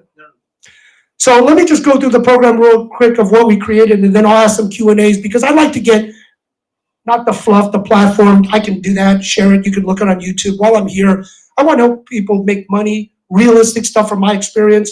And just some of the people I brought over were my mentors. I got them out of retirement. They all ran, and I just was on a call with them. We'll just go run through this. Residential cycle following, as you said, the big downturn. Commercial usually follows 6 months to 2 years behind, just to let you know. So however the residential's feeling, commercial follows. And Jim is behind you as well. yeah, this are just the things, like residential, commercial's losing a shitload of money. They're just losing a ton of money. They're brick and mortar versus virtual. I don't think there is any virtual commercial real estate company. Big advantage. So we can send the deck, but this is just everyone's losing money in commercial real estate, just like residential, except that commercial real estate, the big ones have other services. So we always say there are the top tier, top 5 publicly traded global full service commercial real estate company. They're usually publicly traded. They are structured the same way we are. The next tranche down is the commercial franchise firms or strong regional firms that usually are full service. They have these others. And then the next tier down is the residential doing commercial or independence. That's how you break the commercial real estate market and the pedigree. So that's why a lot of times when you're talking to CB, JLL, M&M, Colliers, Newmark, you better know how to talk to them. They're expert salespeople. They're expert BSers. You will not be able to fake it to them. You will not be able to fake it. They do this for a living. They will read right through you. You say the wrong word, they got you. They know. That's why when everyone said, oh, we got a pre-approval for this commercial property, but wrong, right? That's what a lot of the residential says to commercial. And then basically you don't get to see the deal because we do not have a centralized MLS. And we represent, that's why we hate when residential brokers say to us, show us leads, show us deals, show us something. Well, that's the work. Because we do not have a centralized system for all the leads. These are the relationships we build. And I'll say, when you do see it, the barber sees it, it's junk. It's horrible. It's a bad deal. Leases, okay, you can show it. But there are the nuances from the large publicly traded, the commercial franchise firms, and the residential doing commercial or independence. That's how you can analyze how you speak with them. And a lot of these, and this is where the advantage, if you are sharing it with everyone. Oh, I love this. We're profitable. We're virtual. Most of the brick and mortars, like what Tom put up, commercials losing money too. Just to know, we are more sustainable, and I always say the Goldilocks zone. We are in the right position to weather this. Everyone's gonna get hurt. Don't think no one is gonna get hurt. But through this cycle, you want to survive through attrition. You want to let everyone fail saying, I can't do this job, I can't make money, I can't. They're gonna drop out. You stay during this market when the market will probably recover end of 25, 26 is where we're seeing it in commercial real estate, just to be honest. That's what's probably gonna happen. So if you're prepared and you can outlive many of the people in this business, starting this business, there's never a good time. I love how when should I join commercial? You join now. You just get committed to what you do. Heard this, been through cycles. You just have to be committed.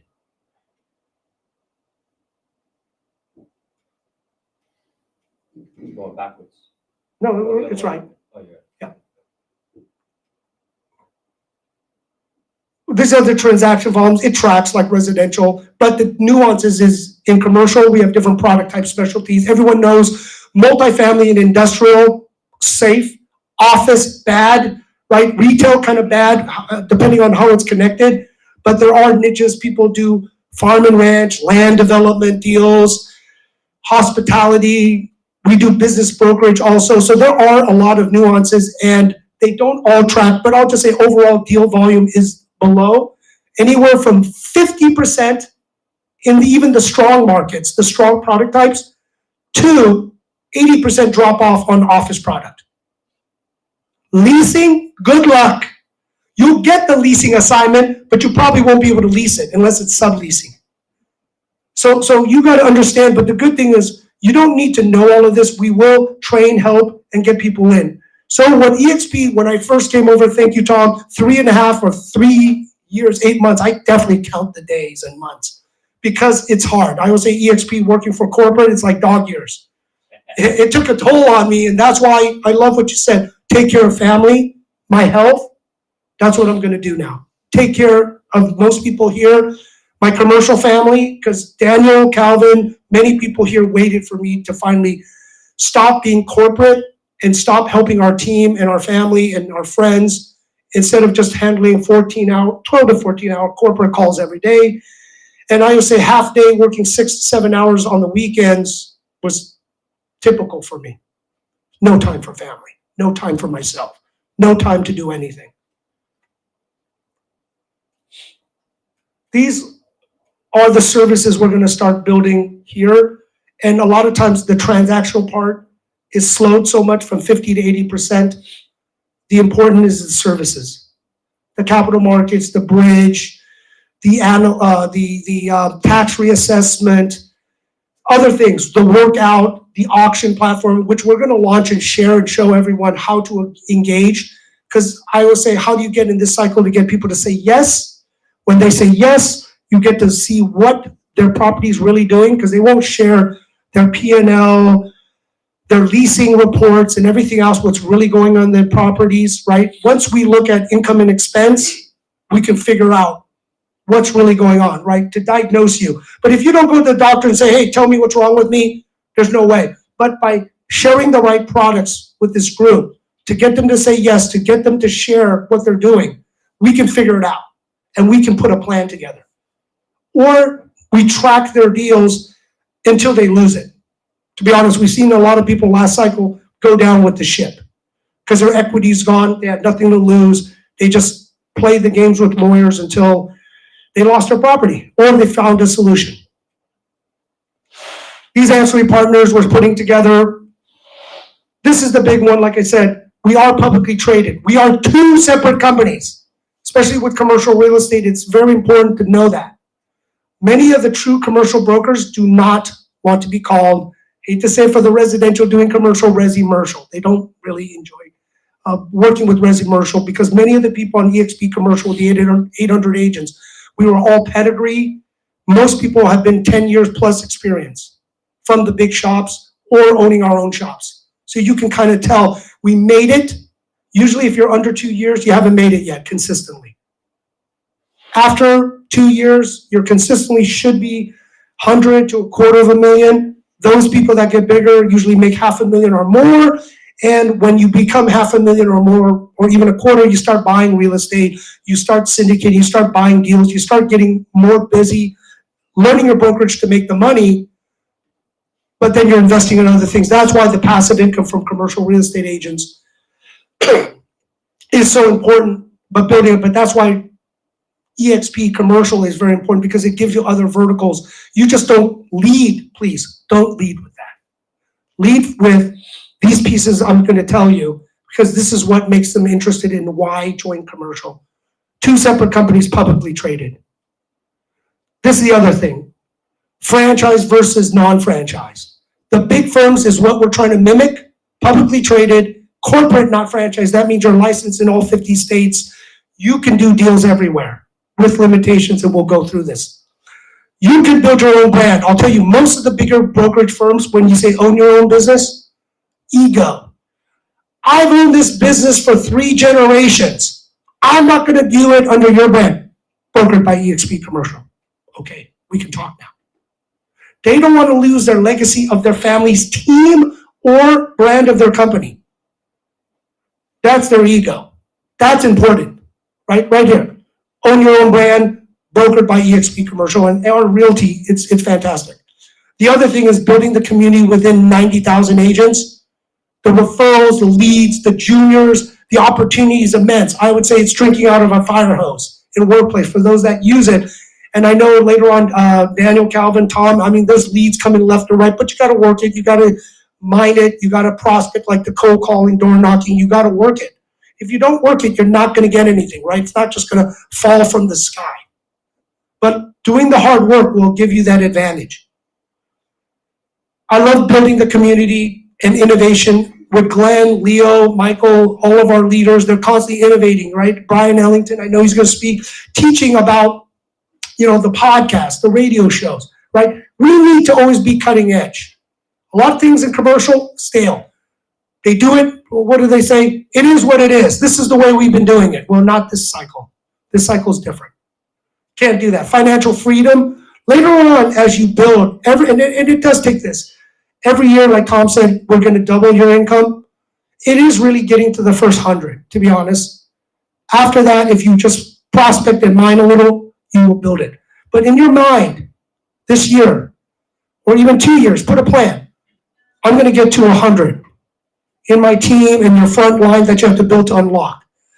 You've gotta have a plan and be disciplined. And like I said with my ex before, who kicked me out, I had a timeline on my computer of what I wanted to hit every day, right? Whether you need it for a car, a boat, right, to motivate you. What is it? Financial freedom with your vacations, being with your daughters when you went to London, whatever it is that motivates you, truly motivates you. Don't put something silly like a car or some mansion that you don't really care about. What is it that you really want? Put it up there. Put a plan too to keep you motivated. These are some of the testimonies, but this is the other thing. As we say with commercial real estate, don't make a lateral. This is what it means. 80-20. I want to say cap, but you stop paying at 20,000 because capping is a residential terminology. I learned from Tom. Learn a lot from people here. Don't say cap, just say you stop paying at 20,000. They go, wow. Most firms are 50-50 where I started. For new brokers, you do another 50-50 with the new agents. Best is 70-30 sliding scale because they do need to operate on commercial real estate, non-cap or non-stopping at a certain dollar amount to unlimited. That's what the big brokers take care of their company's overall infrastructure. But because we are based on EXP Realty and everything else, that gives us a huge competitive advantage for our commercial part. And having 80-20 stop payments at 20,000 with 250 and 250 for tech fees, which we built a great tech stack together, 250 for the transaction and $100 to 1,000 E&O, which I'll tell you, E&O is going up for broker owners. It's getting harder. Every time a cycle changes, I'll tell you, clients will forget that they did the deal and sue you to unwind it, right? Right? No, I mean, that's what they do. They become idiots. They want to unwind the deal. They want to sue deep pockets. So they become stupid. And that's why residential doing commercial, if you don't have a clean file and you do not know what you're doing, you're gonna get sued, you're gonna lose for the company. Worse, we've seen it before, the company's gonna kick you out because you're a liability. Been there, done that, had to do it to certain people too, if they don't listen. This is important. This is when they say, I don't want to make a lateral. That's the terminology they're going to use. That means they don't want to go to the same type of split compensation. This will be one of the biggest ones because many of the big commercial brokers, I'm talking to one now, 15 million GCI, that makes $15 million. Pretty much he does $12 to $15 million with his team of 7 every year consistently. These are the big brokers. The big teams do make 5 to 20 million gross income every year. They give 20,000 for the infrastructure. They can reinvest, and I've heard many friends that came over to EXP, they bought a mid-rise building and put their logo on it and wrote off the taxes and just leased it back to themselves. There's many angles to appeal to their vanity, their ego, the infrastructure of what they would like to accomplish. These are the tools. Before I step down, Moody's Analytics is a CoStar competitor. They have research reports like LoopNet. They have Catalyst that they bought. This is the biggest thing why we hitched our horse to this, our cart to this. There's $70 billion market cap, maybe 65 to 70 billion, twice the other competitor's company. They are going to survive. And most people know Moody's as a rating agency. They have all the parts. There's 200 companies within Moody's. They just have to bring the right resources over to our part of it, which is a CRE data source. Very important. Build out, business broker, RealNext. Build out, you get RealNext, or for more of those brokers doing transactions and leasing. Syndication, and they both have their nuances, and you just have to pick whatever you're more comfortable with. But usually if you leave the big firms, 80% is used by build out or RealNext when you leave. Those that have been at KW, you saw build out, and now it's RealNext. Remax is it. CBC, Coldwell Banker Commercial. So a lot of those firms, if you did residential, they offer this. And we're doing something pretty interesting with business brokerage CRM because we added transaction, leasing, and business brokerage, 3 legs of the transactional tools or properties that you do. So there's a lot of referrals, especially to the business brokerage. I would say one of the fastest part of our growing company at the most referrals, since residential cannot do business brokerage, is to start getting the business brokers to join and showing them how you can get leads. Because right now it's tough for them too, and their cycle of selling a business is hard. But if they're getting leads, referrals, and other buy-side deals, the business brokerage is pretty good. And you get 8 to 10% commission. I've heard people get even 15 to 20%. And if they have the real estate part of it too, you sell the business for $1 million, you sell the real estate for 4 or 5. Because usually, I would say a third has real estate tied to the business brokerage. Kind of like, Daniel, how many places do you own? You run your businesses too out there, right? You own the real estate too, which is smart. It's McDonald's. Not only the business, you own the real estate. Training, very important. When I started at M&M, I would always say this, you gotta have good training, but more than the training, does anyone know what's more important than the training? The mentors.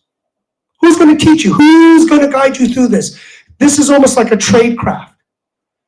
Learning who would be best aligned to be your mentors. And as Paul and many people said here, having the right mentor, the right team, right? It's a village raising the baby. Not everyone knows everything commercial real estate because it is so complex. It is so difficult. There's so many different parts. And that's a good thing. Nobody knows it all. If they say it, well, call them out on it. Because it is so complicated from local to product type to dollar amounts, because a dollar amount, 5 million and under, 5 million to 25, 25 and over, different skill sets. So within this network, that's why you don't have to be the expert. You just need to know where and who can you plug in to get the right answers. That's very different commercial versus residential. Residential, you can follow the whole cycle. You can transplant to buy a condo or something in another area. Not difficult, not as difficult. Commercial, you need to know the local rules and laws, the nuances. West Coast is monthly. East Coast is yearly, the way they calculate, lease numbers and everything else. Very different internationally, metric system, right? Versus this currency exchange. You start working with the experts and building what we are building here. You get the right people to talk, you'll win the deals. Because we always said, 100% of zero is still zero. Worse than that is wasting your time on a deal. Your mentor will tell it. I don't know how many times I had to look at residential deals, looking at the numbers, and I didn't even know the product. I said, it's not sellable, it's BS, it's overshot, it doesn't work. And you'll be embarrassed if you start sharing this. Your time is worth everything. Value your time. Don't count the $1 million commission and stuff if it's not a $1 million commission. It's like selling a house that's worth $500,000 for $1 million. Say, hey, I'll give you 10% on that. How in the hell are you going to do that? No one in their right minds. Plus, when you go to the bank for underwriting, they're never going to give you the loan, which is a cheat sheet of how you evaluate commercial real estate property. If you're a rookie or new, this is the way. Put in all the numbers and tell your lender to do a quote. If the quote is 70% equity down, that means you got to adjust it to 50 or 60% loan to value. That means you overpriced your deal for the cash flow. So if you're new in commercial real estate, that's the sucker way, easy way to do it. Get your lender to underwrite it for you. And depending on how much money they give you is the risk of the bank. That's the cheat sheet way of underwriting commercial real estate. If you don't want to work, you let your lenders kind of run the numbers for you. But any good package, you need to run the numbers. But the mentor is so important. And we are building a larger network with a lot of friends, not just in EXP, but globally now, joining our mentorship group. A lot of C-suites, past owners, big influencers are running this all now. So we're going to teach people how to win the deals and not screw up and not get the deals. So it is important, so we don't want people to waste time. That's the worst. To be honest, chasing a deal you think you're going to make $500,000, $1 million, and you're not going to make anything. And they tell you worse, you have to buy them lunch, buy them drinks, drive them around, waste time. See, this is the worst, and we all know that. Don't do that. Find the right people to underwrite so you value your time. If it's sellable or within the window, we'll teach you, and that's why the training, the mentoring, we'll look at it so you don't waste your time. Time is all you got. I learned from my mentors, time and knowledge is all you got. Value it. These are the extra things with EXP Commercial that we started adding at a discount. Many of these tools are for the big institutional, Crexi or Yardi Matrix, pretty much underwrites all multifamily and bigger deals, 50 units and above, 200 or depending on market areas. But this is what it really tells you how to go after the bigger deals, especially when you're ready to go after them. They underwrite everything at a big discount. Crexi Pro helps you search data. They do single family too because portfolios in residential matters.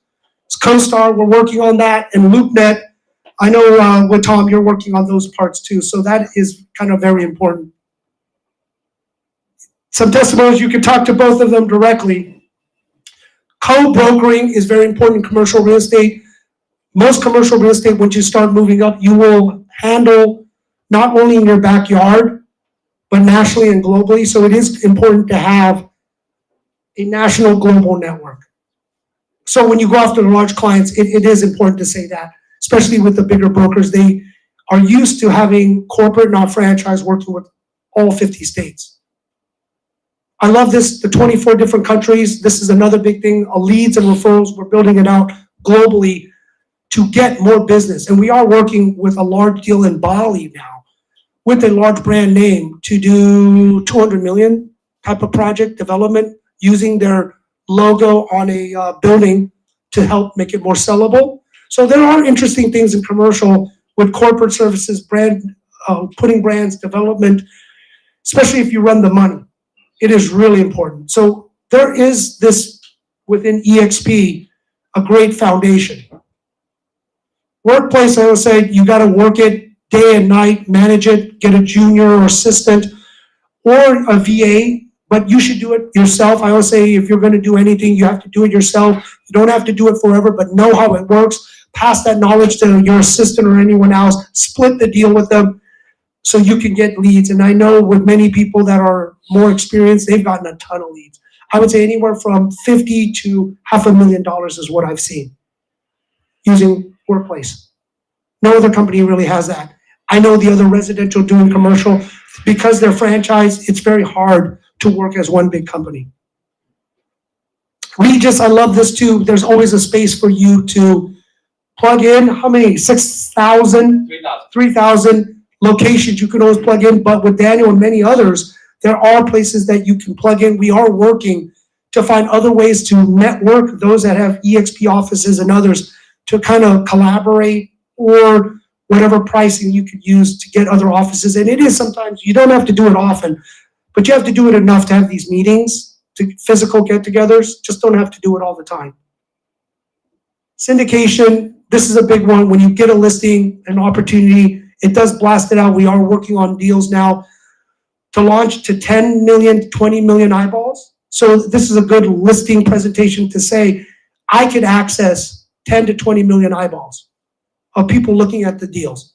One story with Rand, when they were trying to sell a deal, institutional deal in Costa Mesa, most people were putting 39 to maybe $41 million for the deal.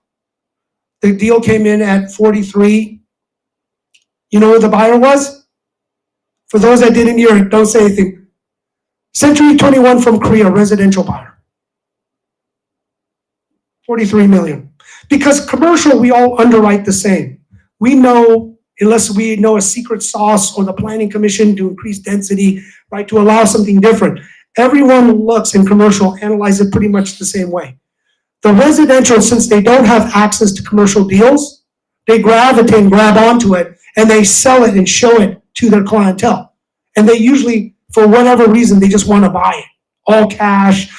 Maybe it's in the location, but they don't have access to commercial deals. So when they do see a deal, they just, okay, I'm going to sell this.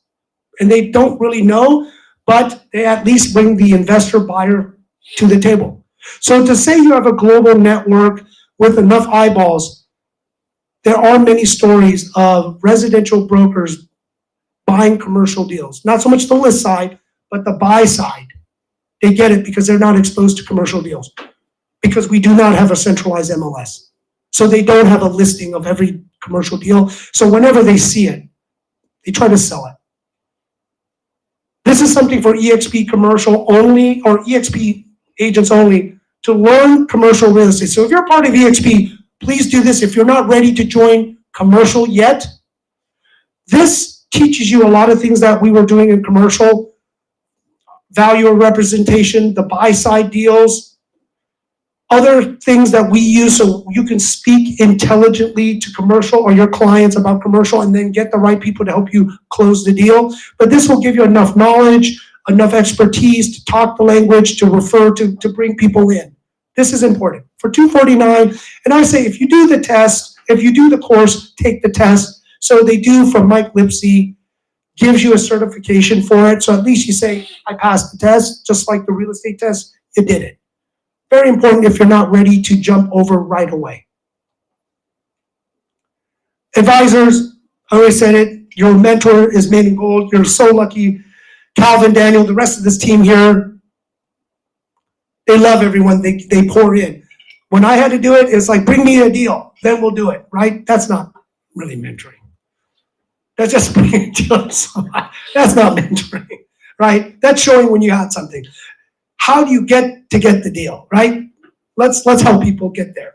But I'm happy now, kind of coming out of retirement, to help everyone here once a week. Unfortunately, not one-on-ones, but I'll get groups together to pour into you and get my best friends and connections in the industry to pour into everyone, right? For our team, that's a very special advantage for me now, kind of stepping down and coming out of retirement again to help everyone in our team and everyone else within EXP, to give you that competitive advantage that I couldn't do before. This is important. I always say health is wealth. Last cycle, I cut off my health care for myself and my family. Horrible. Because the insurance premiums and dues were just way too high. Many commercial brokers, they do cover everyone unless they have a spouse they can latch onto. tell them just to run a report. I may have that one large friend that's coming over because of this. He's like, Jim, I gotta pay my property management and my analysts. Could you add healthcare? I mean, look at it. And I just learned if they join EXP, an affiliate company could put their employees on. That is big. That was my big takeaway from all of this. I rushed out and told my friend right away. He goes, okay, we gotta talk now. And other friends that have their brokerage companies that now they can help their staff and everyone, right? We wanna help everyone. This is really big. This is almost the price of admission of everything. I would just say, if you are paying your own health insurance, run a quote, see where this leads you. Because ultimately, they're gonna do their numbers by how much money are they gonna make to how much money they're gonna save for wherever they're at. They're just math people in commercial real estate. Very, very few emotional commercial agents. They're math people. All the time they run numbers. And they're gonna run this number of healthcare. And the bigger their team is to add healthcare support, the less they are paying. And a lot of times, let's say they're paying, and I did this too, $80,000 a year for my team. And if I could save half, $40,000 goes back in my pocket for other things. They're gonna do the math. And when they're running their own broker dealer or broker owner office or property management and other businesses, most commercial real estate, they all do it. When they're big, they don't just do brokerage, they do other stuff. Development, syndication, management, they do other things. Ask this. This is the big one that I do love about EXP, but you'd never lead with this. Hey, by the way, you can earn stock. We're all owners. This is important because everyone wants to be an owner or principal in the company. Well, you now can be by just attracting and bringing people over. The other thing is you can buy discounted stock from your commissions. Put that away. Don't look at it. Don't touch it.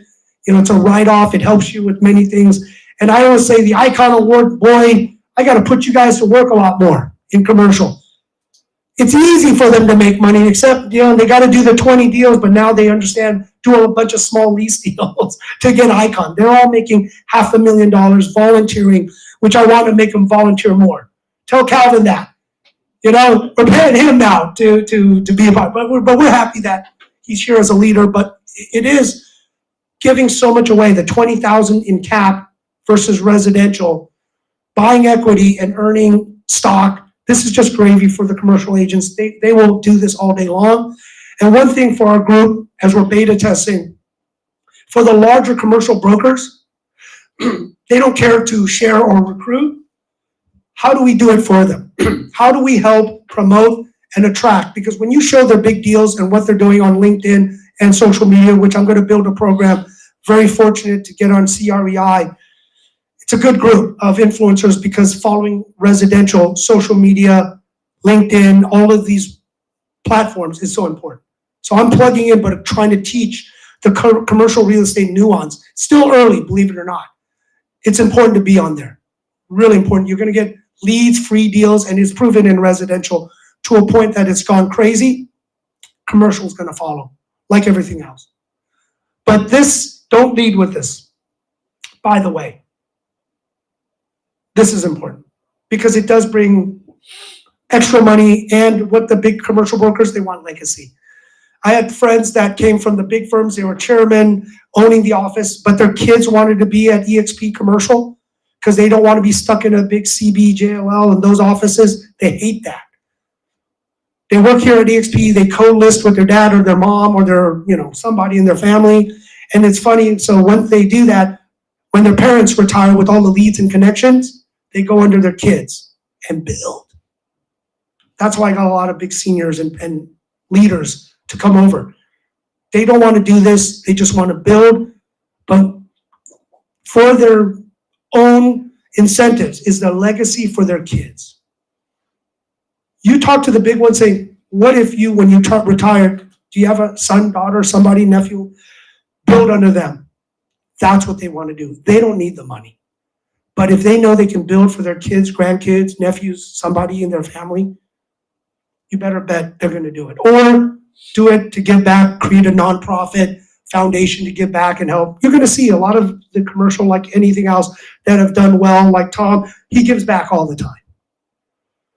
That is something that the more senior, 60 and over usually, they want to build a legacy and they want to help their family. They never really retire, but they don't want to grind the way they've been grinding because it's tough in commercial.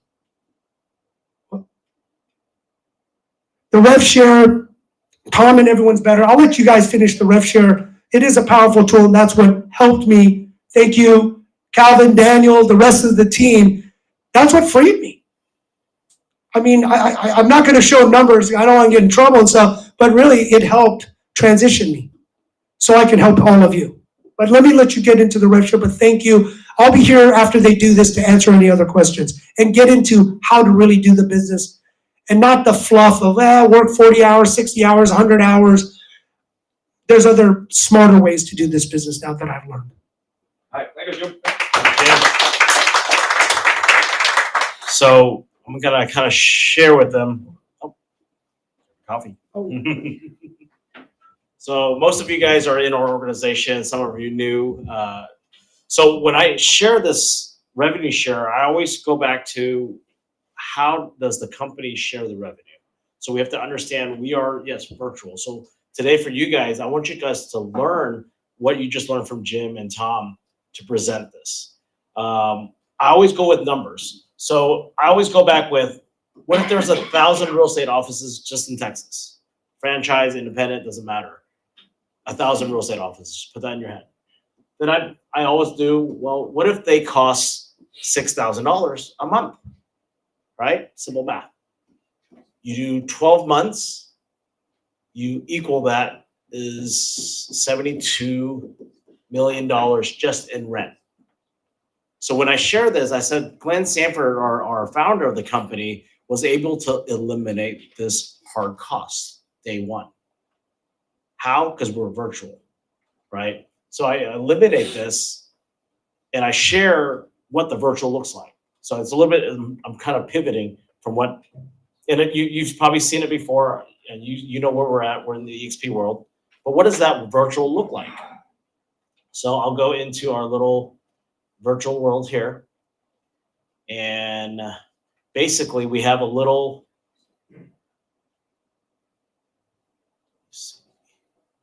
Say hi to, is it Angel? All right. hello, welcome to the burger room. If you need any assistance, you can just go ahead and pull up a ticket. It's gonna be on top of your screen. I have a question green bubble light button. Choose the right option ticket. Thank you, Angel. How are you? Thank you. Oh, welcome. So Doing great. How about you? Monday, Good. Friday, right? Yes, I have a group here looking at you on the screen. What help can agents get in the Texas Alright. Broker Room? We don't see anything on the A screen. lot. Transactions, compliance, and administrative. Plus brokers, of course. Okay, cool. Thank you. You don't see. Hold on one second. Sorry. Give me 1 second. Oh no, I think there's really quite delay here today. Can you hear me? Yes, give me 1 second. Hold on. No, of course, sure. This is the PowerPoint. I need to print this off. There we go. Technical. Okay. So virtual world. You guys see it. So Nice. yes. Okay. So Oh, Angel. do you have a new team again? Yes, I have a team here, so we're just looking around. I appreciate Uh-huh. it. We just wanted to say hi. Of course. Thank you. Of course, thank you, thank you. Have a lovely Friday. So one receptionist for the state of Texas. Earlier, I mentioned 1,000 offices. So if you had 1,000 offices, do you have to hire an admin per office? We just eliminated more workers, admin at the front. You just have one person. That person, her name is Angel. She could be here for 1 hour, trade off to another person, take turns, rotate out. So I'm sharing this because we have brokers. So you see Tanya here, we're talking to Brandy. Brandy's an agent. They're in their little circle there, probably talking about a contract, talking about deals, talking about issues. The brokers are hired to service you, to service your team.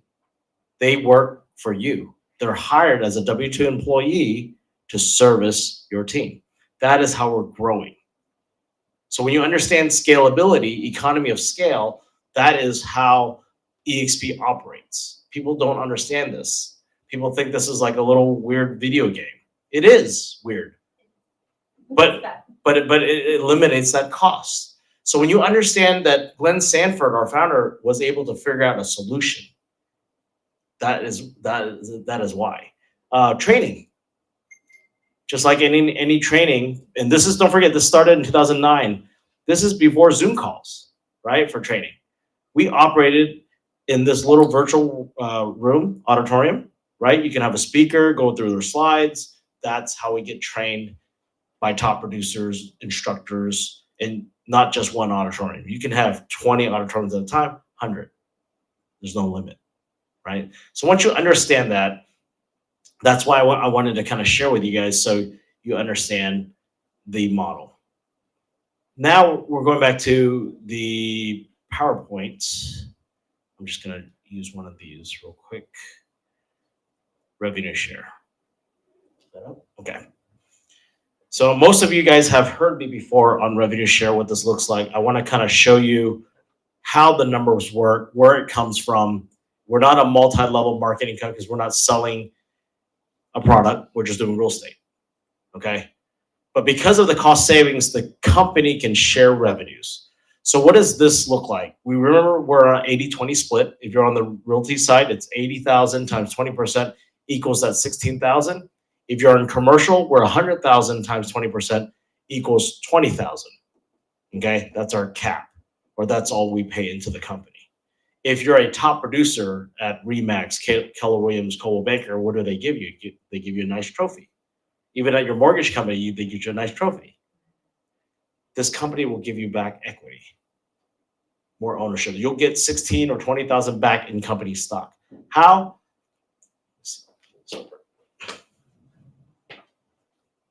How? By doing 20 more transactions after you cap, and the company will give you back your company cap money back in the form of stock. Okay? And there's a little detail on how you get that back. You get half right away. There's some cultural requirements. By attending conference, there's a conference next week in Tuesday in Frisco. By attending that, you get part of your money back in stock too, right? So it's not just I get the money, I don't care about the company. That's what Jim was talking about. Calvin doing more volunteer work. There's a cultural requirement. Okay, so now we go to the rev share. You guys are here. Whether you're producing or not, you can just join the company. $85 for realty side, $250 for commercial. If you're just an inactive agent, just want to hang your license, we have a referral division. That's $50 a month just to be in the platform. Okay. Now you bring on, let's call her Sally. Sally can be in Dubai, France, Spain, Dominican Republic, Puerto Rico, Australia, wherever EXP is at. You can influence them into the company because they like the model. They join because of you, your influence, right? Our influence together is not just you. You have 6, 7 people above you. Sally does a transaction. Say she did a $10,000 deal. 3.5% of 10,000 is 350 the following month. That's cash. That's revenue. If she caps, you get 3.5% of her GCI, which this number is equal to $2,800. Not a whole lot, but that's revenue that the company is sharing because you influence somebody in. Now, I always stress, what if you found 10 people to build up your mini team? And those 10 people are in the business already, maybe not brand new, okay? They know what they're doing. So you know that they're doing 80,000 or more in GCI. They're selling 4 to 6 to 8 homes a year that you know that they're capping.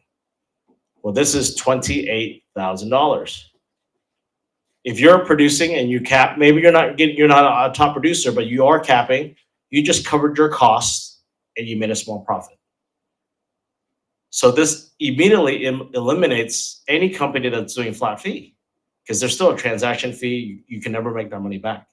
And you don't have all the resources because as a flat fee company, they can't offer that.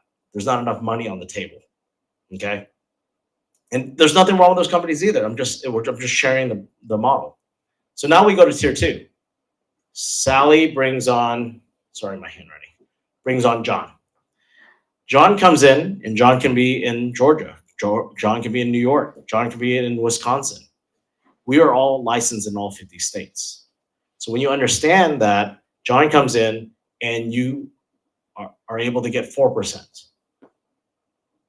Why? Because you have 5 or more frontline qualifying agents, meaning an agent does a transaction every 6 months, at least minimum of 5,000 gross commission income.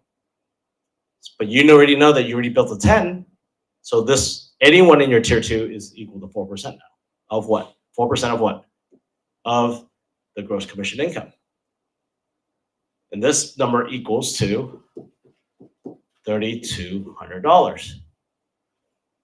Now I always stress, and even Tom and all the upline leaders always stress these 10 people. Are these your partners? Are these people who are serious in the business? Are these people going to run with you? Like Paul, like Lucia, like Josh back there, right? Shala, Charlie, right? Nancy, everyone, you guys are able to run. Are you serious in the business, right? Are you making a commitment to run together? And if they are, guess what? They're building up their mini team because they're also becoming a top producer. They need a team to handle leads. Most teams, around 10 people, mini team. 10 get 10 each. This equals 100 people. That's where Jim was talking about that 100. This is how your 100 is going to come. Because you're pouring into your 10 partners that are pouring into their partners coming in. This can be a 1-year goal, could be a 2-year goal, could be a 3-year goal. It's up to you. You got to set your goals. Now you do the math. And if everyone's plugging in, following Tom, following Jim, getting on the calls, learning what EXP has, internally what we're doing, that's $320,000 plus the 28. This is $348K passive residual income. Okay. For me as a real estate investor, if I needed to net 348K, if I needed to buy a shopping center, right now things are trading around 6% cap rate return. That's what we would call cap rate. This is equal to $5.8 million that I would have to save to buy a shopping center. Who has 5.8 million cash right now that they can just go buy a shopping center? It's hard, right? It's not impossible. There are people out there.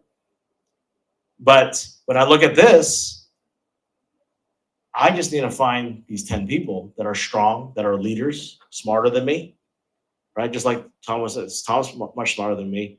I'm finding other people much smarter than me, right? And you surround yourself with the right people, you can build, okay? And I share this because this is doable. Every one of you guys, it's doable. You have to set your goal. Not everyone wants to build, and that's fine. Some people just wanted to produce. They just want to be in the platform for resources to do more investments. That's fine too. But the ones you find that really want to build and build something for their family, this is the numbers. From there, what happens? You're building. I'm also here. I have a timeline. The day God takes me home one day, what happens to my position? We talked about it's willable. My position is willable to my kids or my wife. Okay? They get their real estate license, they take over my position, they continue to have the revenue share. But for me, it's not about this. It's not this. For me, it's about the people. And I shared this last night. It's all about the people. I want my children to connect with your children to have that network. So basically why we're building is building that network. Yes, you can focus. The money's good. The money's there.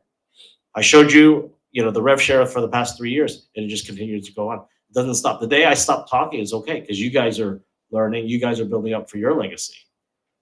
That is the power of EXP. But you have to share it, not sell it, right?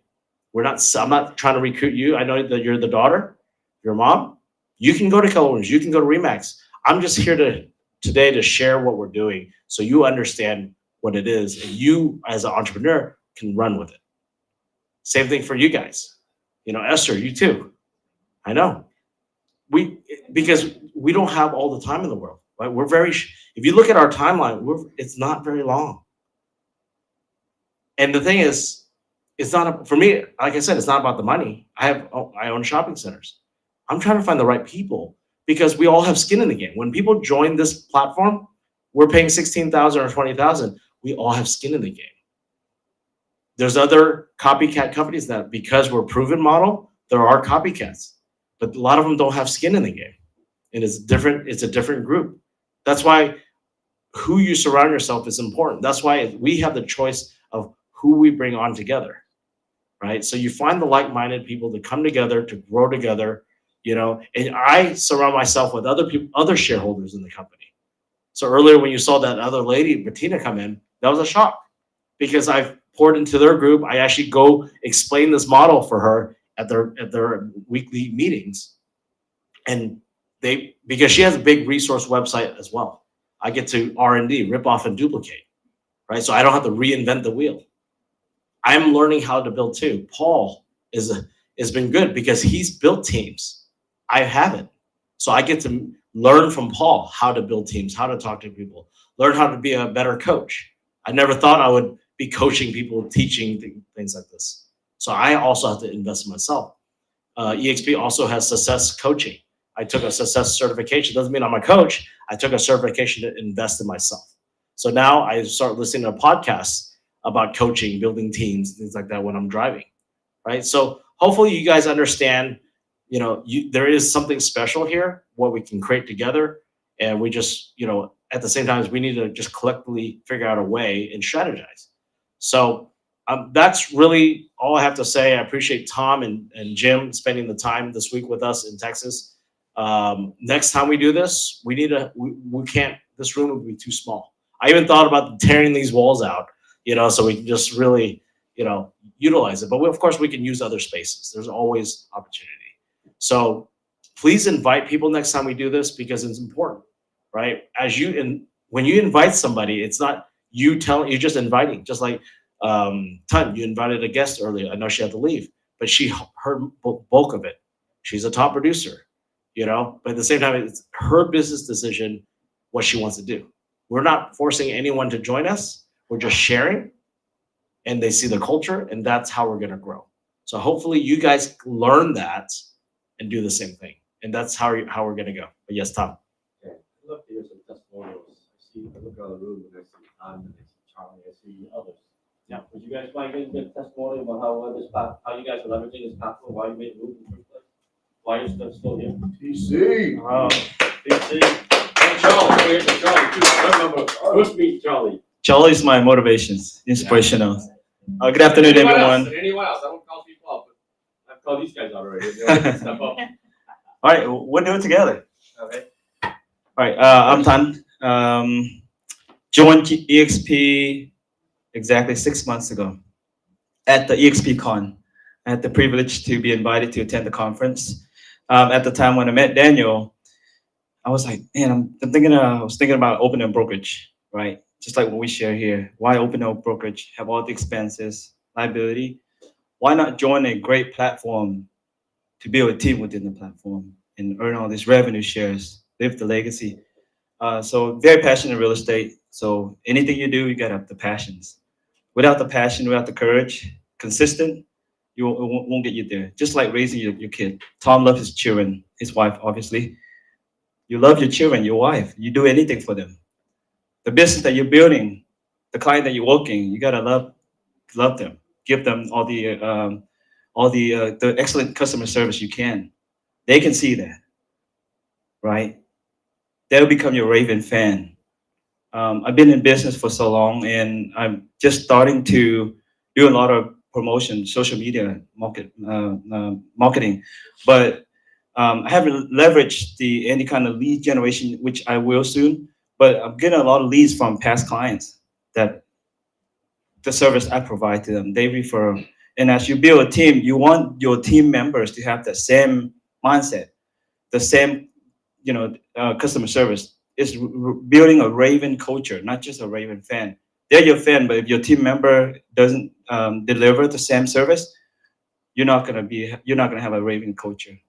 So joined EXP 6 months. I kept working my way to be an icon agent. So just like our leaders share, once you're icon, you get all that money back. It's better than going through a flat fee brokerage where you didn't not getting anything back. Not just to mention the support that you have and the amazing team that we're with. And so surround yourself with great leaders, and you'll basically motivate each other. So just Charlie and I, we met 6 months ago, and I've been following this guy on social media and saw him do great videos, and I just got step up and did a video, and we used to send photographer. And thanks for the recommendation. Thank you, and thank. Actually, so my name is Charlie, and happy to be here with everyone, even the great leaders too. Actually, I joined XP about like in 2022, about 1.5 years. And before, with the local brokerage, it's kind of like I can say it's good, but kind of limited about my ability to with around with good people to grow my business. And then I found Daniel and Calvin, so I decided to join with them. And then with all the people here, with Anton, with James, Daniel, and everyone, we go together as a team, and we can see, around myself, around my team, a lot of good people, good leaders. They are passionate, they're producing, even for the health, like running. And I say, I'm in the right place to grow and go together. And about the production too, when I hit the icon, even now, I try to get about like a 5% my commission for 10% discount. I don't even think about that, but put on another side. And maybe at the end of the year, say, I gotta save some of the money. And when I hit the icon, I get all about 16 rands back for myself. So I mean, we XP with the Daniel, with our team, we're in the right place, and then we around the good people to grow and to go together. Thank you. Charlie, where were you before? Roll back the clock to before you joined EXP. And then I want to hear that story. Before, you don't have to name the private brokerage name, but what did you have access to before, and versus what you have access to now? Kind of go over the story a little bit. When I met Anton about like in early of 2021, when I just get my license for 3 months, I didn't know what to do, and I saw him. Man, he's always energy. I'd say something in strong voice. I love that. And with my previous brokerage, it's kind of like locally. I mean, in case if I want, somebody from Houston, from Austin, from maybe San Antonio to refer to, or even they refer me, limited. I didn't have the access to do that. But when I moved to XP with Daniel Calvin, I said, wow, a lot of things. Even I used to get the readers too. So somewhere else, and then they check, we got the readers here. Let's go to the office and work it. And then when I with the group, wow, I see my team and myself now, we have a lot of access to other people from Austin, from Houston, they refer to each other. So we really appreciate it. Thank you. Well, thank you, everyone. I know it is 1:00.